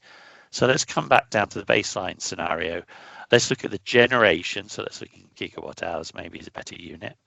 So here's the overall generation over time. You can see in this particular country, we're building lots of wind, we're building lots of solar, but then we're also using natural gas as a sort of fossil plant we're using that for periods when we don't have the solar and wind available. So let's look at what that looks like in the baseline scenario. So let's look at the power generation. Here we go. So you can see, one level down, here we go. So you can see here in the baseline scenario in the future, there'll be times of the day when we have the solar available. There'll be times of the day in different seasons when we have the wind available. And then when those aren't available, then we're going to have to run our fossil power plants, right? So the natural gas CC here, or natural gas, or the hydro we also have available. So the natural gas is only being run when we absolutely have to. So that's going to be what causes the emissions to happen, right, in the future. So if we looked at that in terms of emissions, nearly all of the emissions would be coming from these fossil plants. But in the policy scenario, you can see we've also allowed it to build energy storage. So that will help even further, right? So then in this scenario, it's building energy storage, and it's in the hours where we've got excess renewables available, it can put some of that energy into the battery, and then in the peak hours, it can take some of the energy out of the battery to help meet the peak, and then it's not having to run the natural gas power plants as much, and so that will further reduce the emissions from the system. So you can see the overall effect of that by looking at the overall emissions from the system. So let's look just in terms of the overall. Let's look at the overall emissions from the system by scenario. So you can see here's our baseline scenario, and here's how we managed to reduce the emissions by doing energy efficiency, but also the emissions from the supply side can be much lower because we're able to make more use of the renewables, more use of the batteries to avoid the use of fossil power plants in the system. So those are the kinds of things you can look at, and you can see, quite complex things going on in the system that enable you to get sort of estimates of what the potential for emission reductions might be on the system. So I'm about to lose my voice, so I'm going to stop there for a second and see if we have, stop there for a while and see if you have any questions based on what I've shown you so far. So do we have any questions? No, thanks, Charlie. Oh my God, there is a lot to take in. Eh? I know, sorry, probably Absolutely. too much. No, it's okay. I think while I'm waiting for the colleagues to bring in the questions, I'm going to ask you a question around the building of the LEAPS background information. You are moving with a lot of data in between, but I'm making the assumption that before you got to the point of data processing, there was a lot of building of background information. Do you want to talk to that and the linkages with the GIS while we're waiting for the colleagues to bring some questions? Thanks. Yes, so obviously it's easy for me to show you some results in a model that's already finished, but the hard part in using LEAP is building the model in the first place. So I don't want to sort of make it sound like it's trivial to build a model, because it's not. But what I would say is that, a lot of the data that you need to use for LEAP can be found in most countries, So there's a lot of energy statistics that are available. Some of the data you might need to find from colleagues in academia or in industry. So because it's such a general purpose model, it does need sort of data sources from a bunch of different places, but most of the data is sort of generally available one way or another that you need.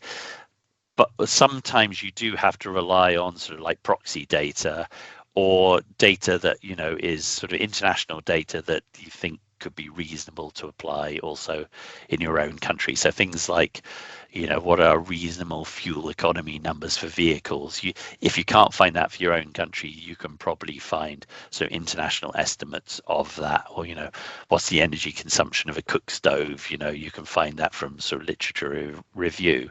But there is a lot of data that you have to find individually. So one of the ways to short circuit that, obviously, is to start with something that already recognizably looks like your own country data. So, there's a lot of detailed LEAP modeling that's already been done by certain academic groups in South Africa, and it's whether or not they will share their data, that data, the LEAP models belong to the individual users. I don't own any LEAP models, or the ones that we've built, we've made open source.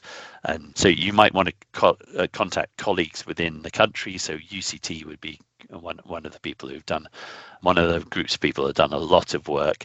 But I will also mention that working with UNEP and CCAC, we have built now a model for Africa that has national scale resolution within it, and we can chop out the model that we've built for South Africa and make that available to anyone who wants to use it. So it's a fairly simple model of South Africa. It doesn't have a lot of the details that I just showed, but it does have, basic data on energy consumption and emissions by sector, for South Africa, and it has reasonable amount of detail for household and transport, and it would be probably a good starting point for anyone who wanted to do more detailed modelling. But I wouldn't say that it's a very detailed model of South Africa or anything like that. But it is kind of a good starting point.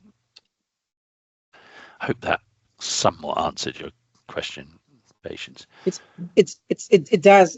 Thank you. Let me check if there are any more questions on the floor. And maybe I should say about that model also. I know I haven't showed that yet today, but I think we were thinking that we would show that to you in the next meeting. Absolutely, and I think the statement you made around the availability of the license changes our thinking a little bit more. So we are now going to rethink on how we are going to take the work forward. And thank you to Stockholm Environment and the whole of the team for offering that. Thank you very much. I don't see any hand. A body break do you want 15 minutes body break until 16:30, and we may proceed? Yeah, so I think we're slightly ahead of schedule, actually. So if we took 15 minutes break now, where are we? We're at 1:15 now, aren't we? So if we come back at half past, shall we say? And then I would what I thought I would do at that point is just show people a little bit more detail. I don't actually think it'll take that long on how IBC, the health impacts calculations work in LEAP. I think it will only take me about 15-20 minutes. So I think we can hopefully close a little early even. But maybe we should take a break now for 15 minutes. All right. Thanks very much. Colleagues, can we take a 15-minute body break and we come back at 4:30 to continue the last bit? Thank you. Thanks, everyone. So what I'd like to do now is to give you a bit of go back and focus a bit more on the health impacts calculations using this module that we call IBC, the impacts benefits calculator. So I'm just going to go into a little bit more detail on that. I don't think it'll take very long, but and then we can talk about some of the more logistical things like sort of getting LEAP installed and things like that. So let me share my screen again. So I showed you this slide already, but just to sort of recap on this one. So in LEAP, we have this optional module called IBC, the Impacts Benefits Calculator, which can be used to calculate health impacts. It can also be used for looking at crop losses. We've gone away from doing the crop loss calculations. We've found that which are based more on ozone concentrations. We have, to be honest, decided that those don't work well enough at this point. There's too many non-linearities in thinking about ozone concentrations that we basically don't think the model works well enough. So we're actually in the process of removing that part for now until it can be improved. But we still have used it extensively for health impact calculations. And as I mentioned, this part of this IBC is based on a reduced form version of global atmospheric geochemistry model called GeosChem. And the way it works is that the national emissions that are calculated from whatever LEAP modeling you're doing are supplemented by additional emissions estimates that are taken from IASA's eclipse scenarios. So that was a set of emission scenarios developed by IASA, the International Institute for Applied Systems Analysis, which is based in Vienna. They've created emissions background scenarios for basically the rest of the world, and we basically subtract out whatever country you're modeling in LEAP from their emission scenarios, then add back in the emissions that you've calculated within LEAP. So that way the model can be sort of driven by sort of a global emissions scenario, but it's basically running, the model itself is sort of run backwards. So it takes the sort of the global emissions and uses it to calculate population weighted concentrations for a particular country based on sort of, adding together the LEAP emissions for your own country plus the rest of world emissions from the ESA scenarios. And as I mentioned, it's based on runs for each individual country within this GeoSchem, a joint model. Those runs are done on a supercomputer in Colorado, and they take like a day to run for any one pollutant for like PM 2.5. So what we do is those have been run previously, and then we've linearized that and use the coefficients from those runs within LEAP and IBC, so that instead of taking a day to run, it takes like sort of 3 seconds to run.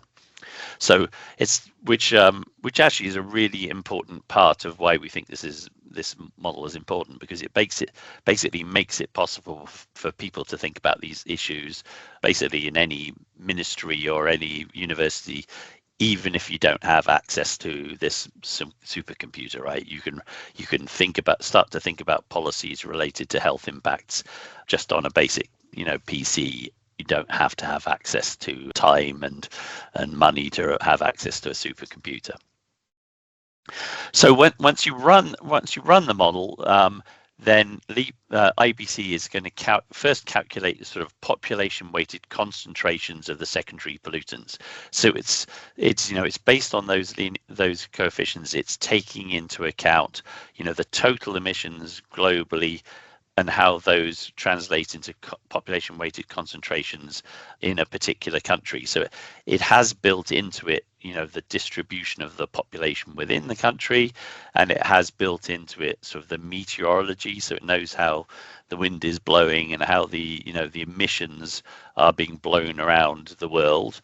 And it also has built into it the chemistry going on in the atmosphere, so how the sort of the primary pollutants get converted into the secondary concentrations of pollutants that people are actually going to be exposed to. So the particulates you breathe in are not just based on the emissions of particulates, they're based on the particulates that form due to the sort of chemistry in the atmosphere, a topic which I am not at all expert in, but other people are. And then once you've got those population weighted concentrations, LEAP has built into it concentration exposure response functions based on the global burden of disease function, the global burden of disease study. And those functions basically translate the concentrations into health impacts based on background information on sort of the population in the country. So it has to have sort of information such as the baseline mortality levels in the country, the age distribution of the population within the country, the gender distribution within the country, and it uses that to sort of calculate overall impacts in terms of premature mortality and years of life lost. All of that happens very quickly. It all happens behind the scenes. You don't have to, manually move data from LEAP into any other model. It all happens sort of automatically, and all the results are then displayed to you automatically within LEAP's results view. So it's relatively simple to use it. The biggest burden is that you do have to have a completely comprehensive set of accounts of all of the emissions for all of these pollutants I mentioned up here. So you have to make sure that your model gives a comprehensive accounting for the emissions of all of these pollutants. You can't miss out doing methane, you can't miss out doing black carbon or organic carbon. You have to have emission factors that give you a comprehensive accounting for all of those pollutants. And you do also have to have some additional sort of key assumptions built into your model. So you have to have a bit more data on demographics, on age distribution, gender distribution, baseline mortality variables. So there's a certain structure to the model that is required if you want to use IBC with your LEAP model. Most of that data, though, is relatively easily available. So a lot of the sort of baseline mortality and sort of demographic data is available from the UN for every country. So you can get it, for example, from the WHO. They have good data sets containing most of that data that you need. But you do need to have sort of, emission factors that cover all of these different pollutants. So once you've done that, you can then look at those kinds of, look at the results within LEAP. So I've got a sample data set here, which comes distributed within the standard LEAP download. Actually, this data set's called Asiana, which is it's a sort of, again, it's a fictitious data, but it is actually based on some modeling of Bangladesh that we did, although we don't advertise that. So you can see here's this model for Asiana here. You can see the demand and transformation structure are quite similar to what I showed you before, but it does have some basic key assumptions that it's required to have. So key assumptions is kind of a place in LEAP where you can sort of put in sort of demographic and macroeconomic data that doesn't otherwise naturally sit within the demand and transformation sectors. But it's a sort of a place where you can put in additional key assumptions, and then you can draw upon those key assumptions when you do your modeling in the demand and transformation sectors. Then let me just show you a bit of that, for example. So for example, here we have population data for the country. We have population fractions by age group. So there's information on the age distribution within the country. That age distribution may be changing over time, by the way, so which is, you'll see in a minute, it's a very sort of common concern that a lot of the populations, especially in, I think more in sort of Asian countries, but I guess in the future this will also be true for Africa, that they have very young populations now, but they're aging over time, and that's going to make them more susceptible to health impacts as the population gets older. So you do need data on that. There's data also on what fraction of the population is male versus female. You can see it's just 0.5 by default, but that can have impacts as well. And then there's baseline life expectancy data as well. And I think there's also baseline disease rates for male versus female. So you can see down here, whoops. So there's sort of baseline disease rates for various different diseases, and these are the different diseases that LEAP calculates the impacts for. So it doesn't just calculate overall premature mortality, but it actually does it by the particular disease that causes the mortality. So you can see it's got heart disease, COPD, strokes, lung cancer, and ALRI, cardiopulmonary disease rates. So that's all baseline data that needs to be specified, needs to be put into LEAP in order to run the model. And as I say, a lot of that data can be accessed from WHO. So it's not difficult to get that data, but it requires putting into LEAP. Then one of the other things I'd say is that you do need to have emission factors. So let me just show you an example. So you do have to have a comprehensive set of emission factors for all of these different pollutants. You can't just do CO2. You have to have emission factors for sulfur dioxide, nitrous oxide, particulates, black carbon, organic carbon, ammonia. Those you have to have sort of emission factors for the primary pollutants. Those will get fed into IBC, which will then calculate the concentrations of the secondary pollutants, accounting for meteorology and the chemistry in the atmosphere. So that's all sort of built into IBC itself, but you do need to feed it these emissions for all of these different pollutants. And you need to do it both, wherever the fuel is being combusted, but also you have to specify emission factors for the non-energy sector. So it's essentially you need to have a sort of a comprehensive accounting of all of those emissions from the country. Let's see. So what else to tell you? So in order to set up a model to use IBC, you have to sort of go through a certain number of steps. So here under the settings screen, you have to sort of turn on that optional analysis. So you have to have this IBC button turned on here, and under IBC, you can specify a bunch of different things about whether you want to. There's a special module that does more detailed indoor air pollution calculations.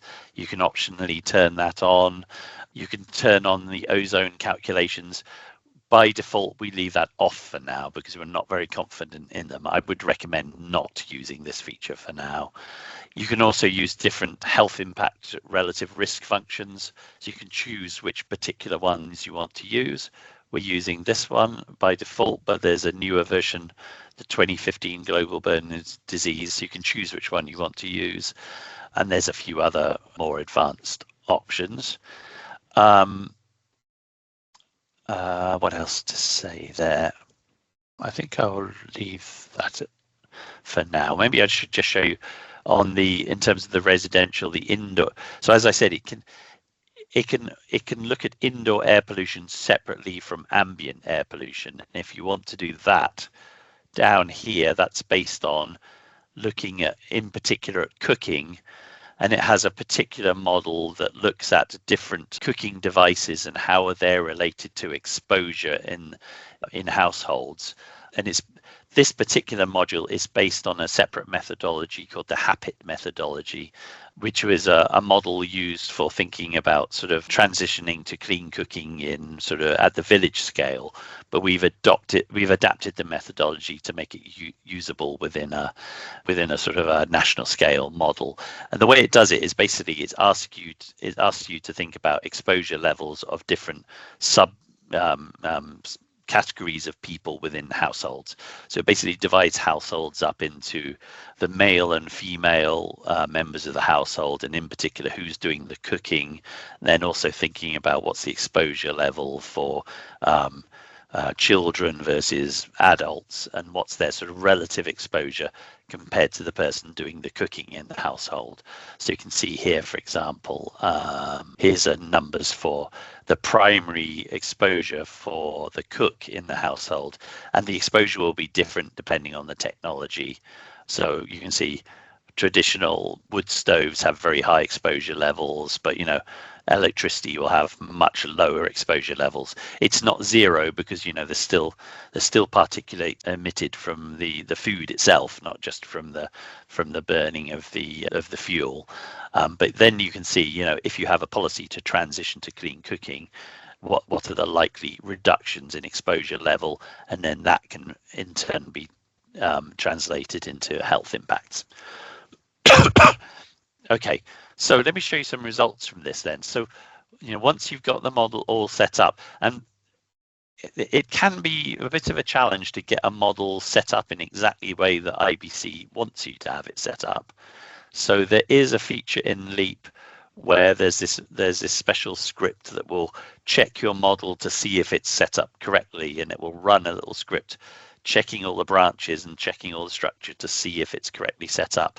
So you can run that. I think it isn't working at the moment, but you can run that to actually give you feedback on whether you've got the structure set up. So I won't do that for now, but it is possible to check that. And we're gradually over time trying to make this easier to use. It's a bit fiddly at the moment, but we're trying to make it easier to use over time. So let's look at some results. Oh dear, it needs to be calculated. I thought it already was calculated, but we're going to have to wait a minute.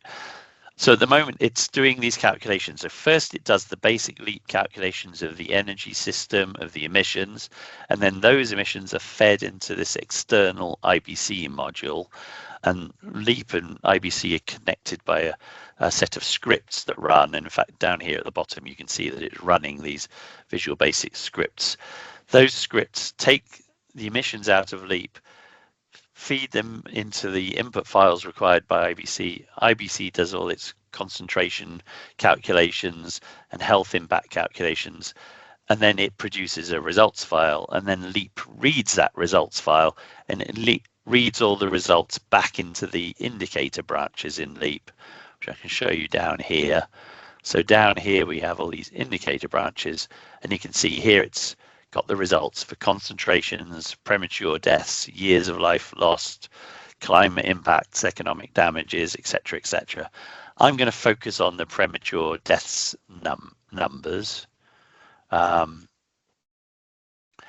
So let's look at maybe just one particular scenario to begin with.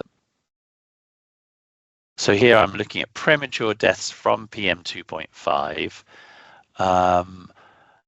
And you can cut the numbers up in all sorts of different ways. If you look at this branch structure, you can see there's male versus female, there's age groups, there's different diseases, there's the deaths that come from indoor versus outdoor, and then within outdoor there's the different pollutants, but there's also estimates of natural background versus emissions that came from domestic emissions versus emissions that came from the rest of the world. So, what were the emissions blowing in from other countries? So let me try to show you some of those results so you can get some estimate of it. So here, for example, you can see, what am I doing wrong here? Here we go. So you can see here in the baseline scenario in this particular country, the emissions are not quite sure why they're going down here. I think I might have messed up the data a little bit, but you can see basically they're going up over time in both male and female. And if we click on this levels, we can see different ways of cutting it up. So going up over time, male versus female, you can see the different age groups. So you can see how much of the deaths are in different age groups, and you can see a lot of the deaths are in older people who are more susceptible. You can see the different diseases causing the deaths. You can see how much of the deaths come from indoor versus outdoor air pollution, and it does have a methodology built into it to enable you to avoid double counting the indoor versus outdoor deaths, because obviously some of the emissions from indoor air pollution also end up being part of the ambient air pollution as well. So it's important not to double count that. And then this one is also, so here's the one then showing you the primary pollutants that were causing those deaths. And you can see obviously indoor particulates is a big one. And then this one's quite an interesting one. This is showing you the number of deaths attributable to indoor pollution, your own national emissions. That's not calculating for some reason. That doesn't look right to me. I think I've messed something up. I'm just going to set this to recalculate again because it's doing something distinctly odd there.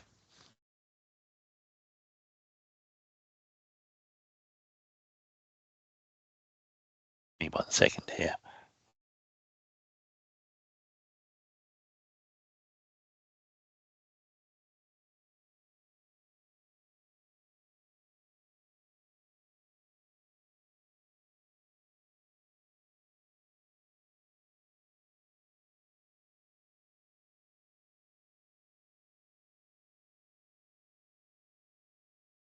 Sorry, bear with me for a second.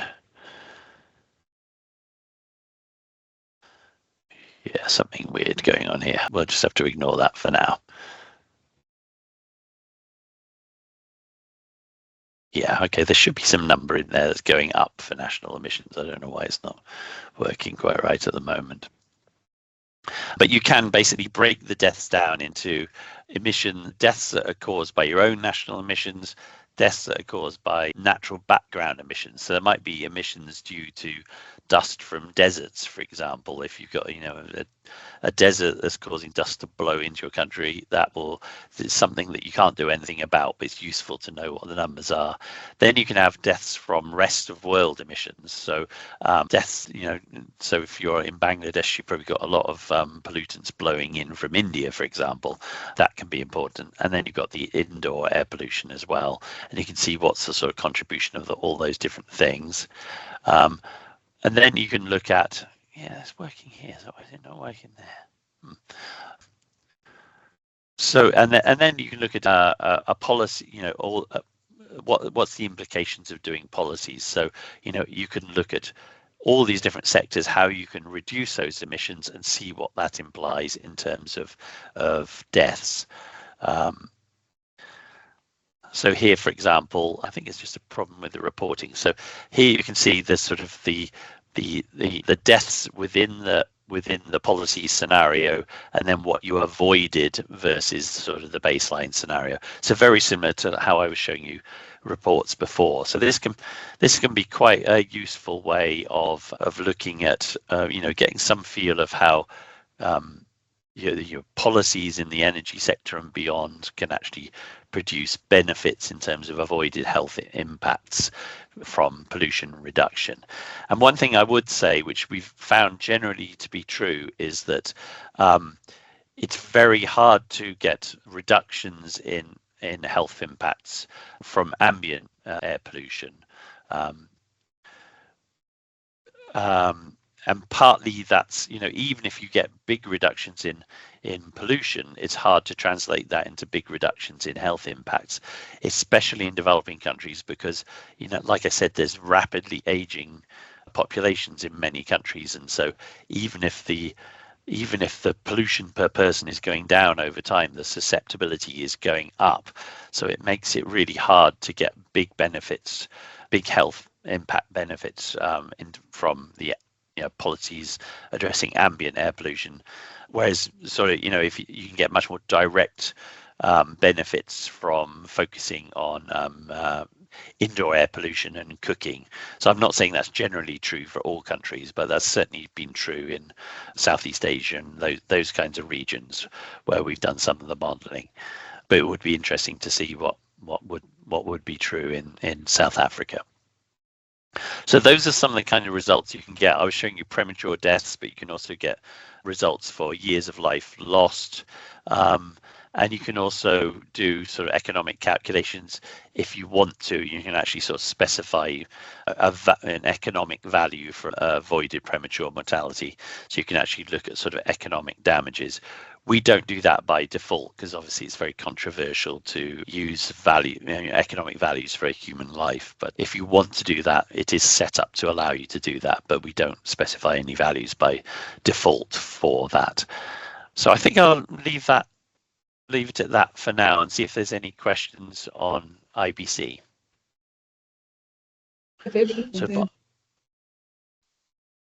Yes, you wanted to say something, Charlie? No, I just want to see if there's any questions on that topic. Thanks. Let me just check. Colleagues, are there any questions? I'm also going to read some questions on the chat. There is Nico. Nico, over to you while we look at the charts. Nico? Thanks, Chair. Thanks, Charlie, for the presentation. My question is regarding the risk matrix that is being used here. What risk matrix is being used? In other words, what standards determines the health impact that determine the health impact that is being used? And secondly, I would like to know if the system does account for confounding factors. Thanks. Yes, so I think the simplest way to explain the standards is it's using the concentration exposure response functions from the global burden of disease study. Although there's different versions of that with different, there's been different estimates of relating the concentrations to the impacts, and there's basically two different versions of it so far, and we let you choose which one you want to use, but those are pretty much I think let me just share that screen again, hang on. So that's this setting I was showing you here, where you can choose which risk functions you want to use. So there's this Burnett et al. From 2014 and Cohen et al. From 2017. So you can choose which of those you want to use. But it basically applies that. So it's basically, taking the population weighted concentrations and then applying those functions for each different disease, right? So there's a different function for each different disease, and using that to translate the concentrations into health impacts. Sorry, I've forgotten what the second part of your question was. Could you remind me of the confounding factors? Does it calculate for confounding factors? What do you mean by confounding factors? I might be a bit out of my depth on this one. Okay, well, what I mean is that people can be exposed to air pollution, for example, from certain source, but there will be some confounding pollution from, for example, smoking and so on, cigarette smoking and so on. So you need to, in order for us to determine impact from a certain source. So we need to find out what are the other factors that might that's not unrelated, yes, that might affect health impact. Right. Okay. I think I understand. Well, I mean, I think the way it does that is through the baseline disease rates and obviously, so it does try to account for the fact that the age of the population is going to change over time, and it has baseline disease rates, which should account for, what are the already existing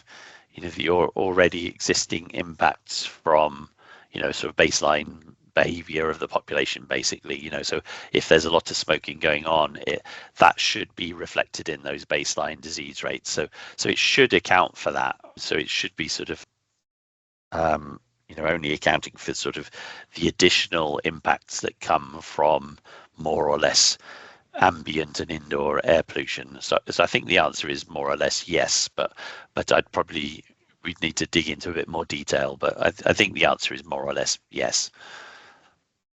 Did that answer your question? Yes, thanks. Okay, great. There's Aiton. Thank you. Charlie, thank you for the great presentation. Much appreciated. Charlie, I'd like to get your views of what we can learn from other countries around the world. If I look at your charts, indoor air pollution is far more important than ambient air pollution. So should we in South Africa not focus 9/10 of our effort on indoor air pollution and only 1/10 on ambient pollution? Thanks. Let me take that. Okay, Charlie. go for it, please. Let me take that. It's unfair to ask that question. Aiton, the latest burden of diseases of 2022 indicates that air quality is the lead environmental contributor on human health.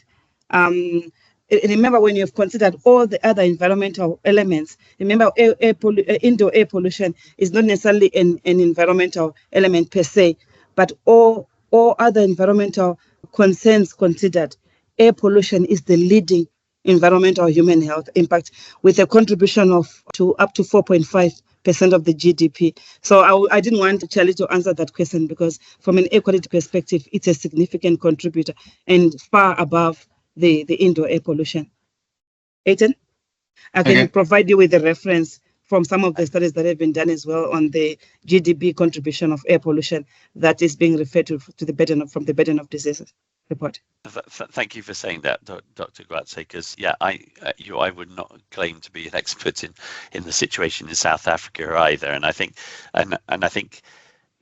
just in terms of the relative importance of indoor versus outdoor, it's obviously going to vary a lot by country, right? So if there's countries that, there are countries in the world that have not very much industry, and all of their electricity is generated from hydropower, and they have a lot of a lot of household cooking using traditional fuels.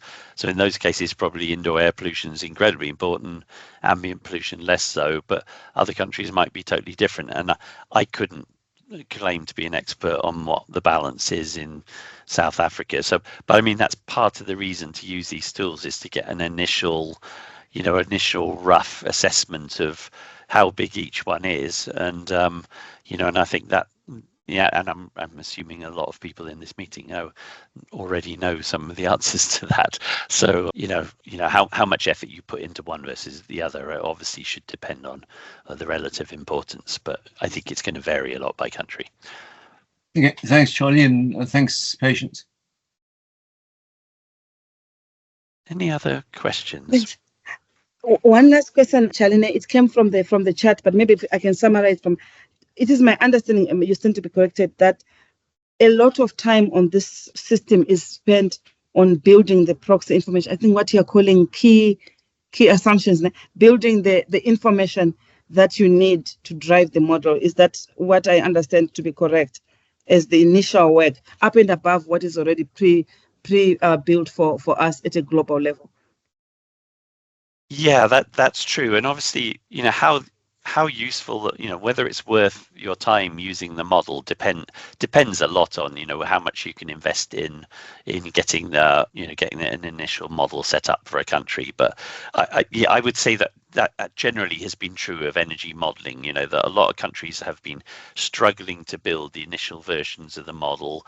And there's also been there's been a lot of reinventing of the wheel. I'm not talking about LEAP in particular, I'm talking about energy modeling in general. So, there's a lot of people building models from scratch, which is difficult and takes a lot of time and a lot of data. So I kind of think the future is to have more sort of modular approaches and have, preset models that are already reasonably good for every country, but then people don't want to focus on the building of the model. They want to focus on the policy analysis, right?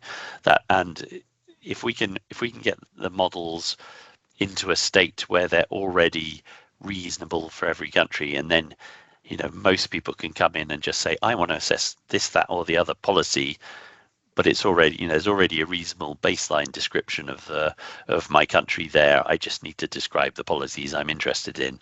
Then obviously there's a whole lot less effort required, and you can get to policy conclusions much quicker that way. So that's kind of where we're trying to head. We're trying to get it to the point where we will have good models for every country that you can then take and use much more quickly. Thanks very much. I see a South African LEAP community establishment to work on a common data and to share. Is that possible? Well, I think it's possible, but I think that's more on you guys. But I would definitely encourage that. I would say there have been other countries. I mean, there's very different experience in different countries of using these tools, right? I've seen some countries where the Ministry of Energy has one model and the Ministry of Environment has another model, and they don't talk to each other and they compete and they don't want to share data with each other. But I've seen other countries where 4 or 5 ministries sit down together and they actually use models like LEAP to actually help facilitate discussions between ministries. And I think that's a much more productive way of moving forward, but it requires that the actors within the country want to talk to each other. But I certainly think that's a much more productive way forward. So I would certainly encourage that. And, if there's anything we can do to help facilitate communications between people and to help facilitate sharing of data, we'd be delighted to help with that. Thanks. I just thought I would throw that in so that we entice the colleagues for the next version on how we possibly should continue with this work, Charlie. I don't see any more hands. Okay, so the one thing we've got on the agenda that, I do see a question though from Heather. Do you want to jump in, Heather? Hi, can you hear me? Yes. Okay. This might be a little bit off to the left, but there's been a lot of talk right now about biodiversity and the Montreal Protocol. Could we use this information to maybe put data together to look at reporting on biodiversity with regards to like the climate change and air quality and pollution from a country? Probably not in a comprehensive way, but I think there's some things that LEAP does that relate to biofuels and consumption of biomass. So you can say, it certainly can say something about that, but it's not a detailed model of land use and land use change, and it's not a detailed model looking at biodiversity as such. But certainly it has scenarios talking about sort of overall levels of wood fuel consumption, for example, which could be, it'd be important to at least make sure that what you're saying in your air quality modeling LEAP is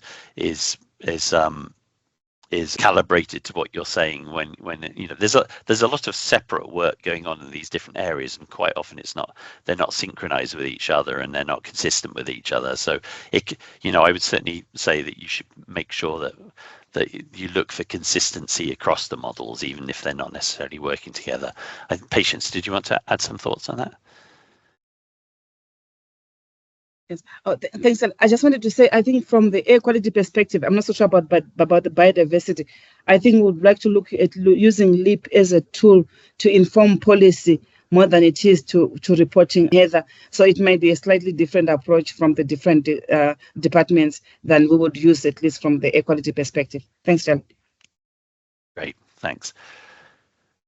Yeah, no, so I think I'm more or less done. I think there was one item on the agenda that hasn't been mentioned about what would be the next steps, and I think we're planning on having a second event where we show the Africa-wide model, and we can also maybe give people a chance to test out LEAP themselves. I'm not quite sure what the dates are for that, and I wonder, Patience, if you could say something about what would be the next steps in the training. Thanks, Charlie. I think the next step in the training, which will be early next year, as you have indicated, is we would like to look at the licenses as you had provided to us previously. But now maybe we might have to go back and have a different conversation with you on how we can take the training forward so that people have access to playing with the system together as well as the training. So maybe instead of us closing the way forward today, I can just indicate that there's definitely going to be training next year, but it will be for dedicated persons that are really going to be working on hands-on. And that's why that LEAP community is important for us, so that we can start building a team of persons that will do the hands-on training. And we are bringing in volunteers, both from the academic sector, from the industry sector, from the NGOs, from the authorities side, as well as the sector departments. And I think invitations will be going out soon for those persons to assist with participation in this work, Charlie. Great. Okay. Thanks for that, Patience. So I guess the short version of that is stay tuned for more news coming soon. Absolutely.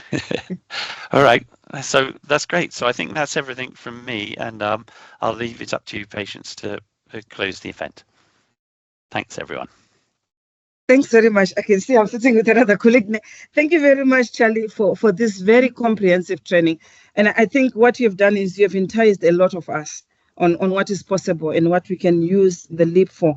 So up and above the training that we are focusing on, I think we're also going to be looking internally at what is possible to prepare for the training, so that the training is also about building databases for the proxy information that I think I see that we need to be part of this system. So stay tuned, and colleagues, thank you very much for staying in part of this training. And can we give a round of applause to Charlie for this 2.5, 3 hours of talking, Charlie? You need a long break and some I don't know what you drink to soothe your soul, but your throat, not your soul, your throat. Thank you very much, Charlie. This has been exceptionally informative, and we are clearly looking forward to this participation. And I think you could see by the number of people that are in this room today, as we told you, that the interest is significant. And I think you saw by that today that the interest is so significant that people are hungry for systems of this nature that can support decision and policy making to assist air quality management going forward. I would like to thank UNEP. I would like to thank the Stockholm Environment Institute for this support. I think there's more engagement. I don't know if Adriana is still in the room or if she's joined us. There's still more engagement, Adriana. I would like to thank colleagues from DFFE for arranging this meeting. Katu, Nodoli, Pendulo. This has been quite an exercise for the team, but thank you very much, Charlie, and to the team that has put the work forward.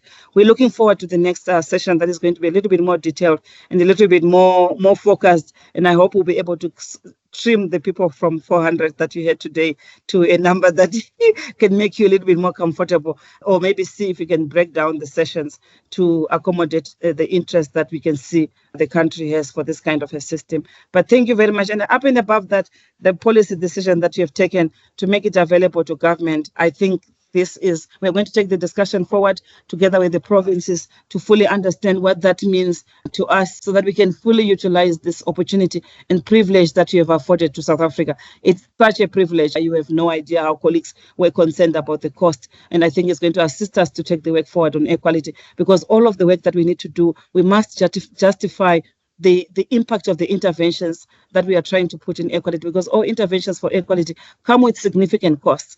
And there has to be some level of scientific justification up and above just reducing the emissions at the country in the country. So with that, thank you very much, Charlie, and thank you to the colleagues from UNEP for this training. We'll definitely see you in the early next year, and we hope you enjoy a much needed break for the year until we meet again early next year. Thank you, Charlie, and the rest of the team. And thank you, everyone. Goodbye. The meeting is adjourned.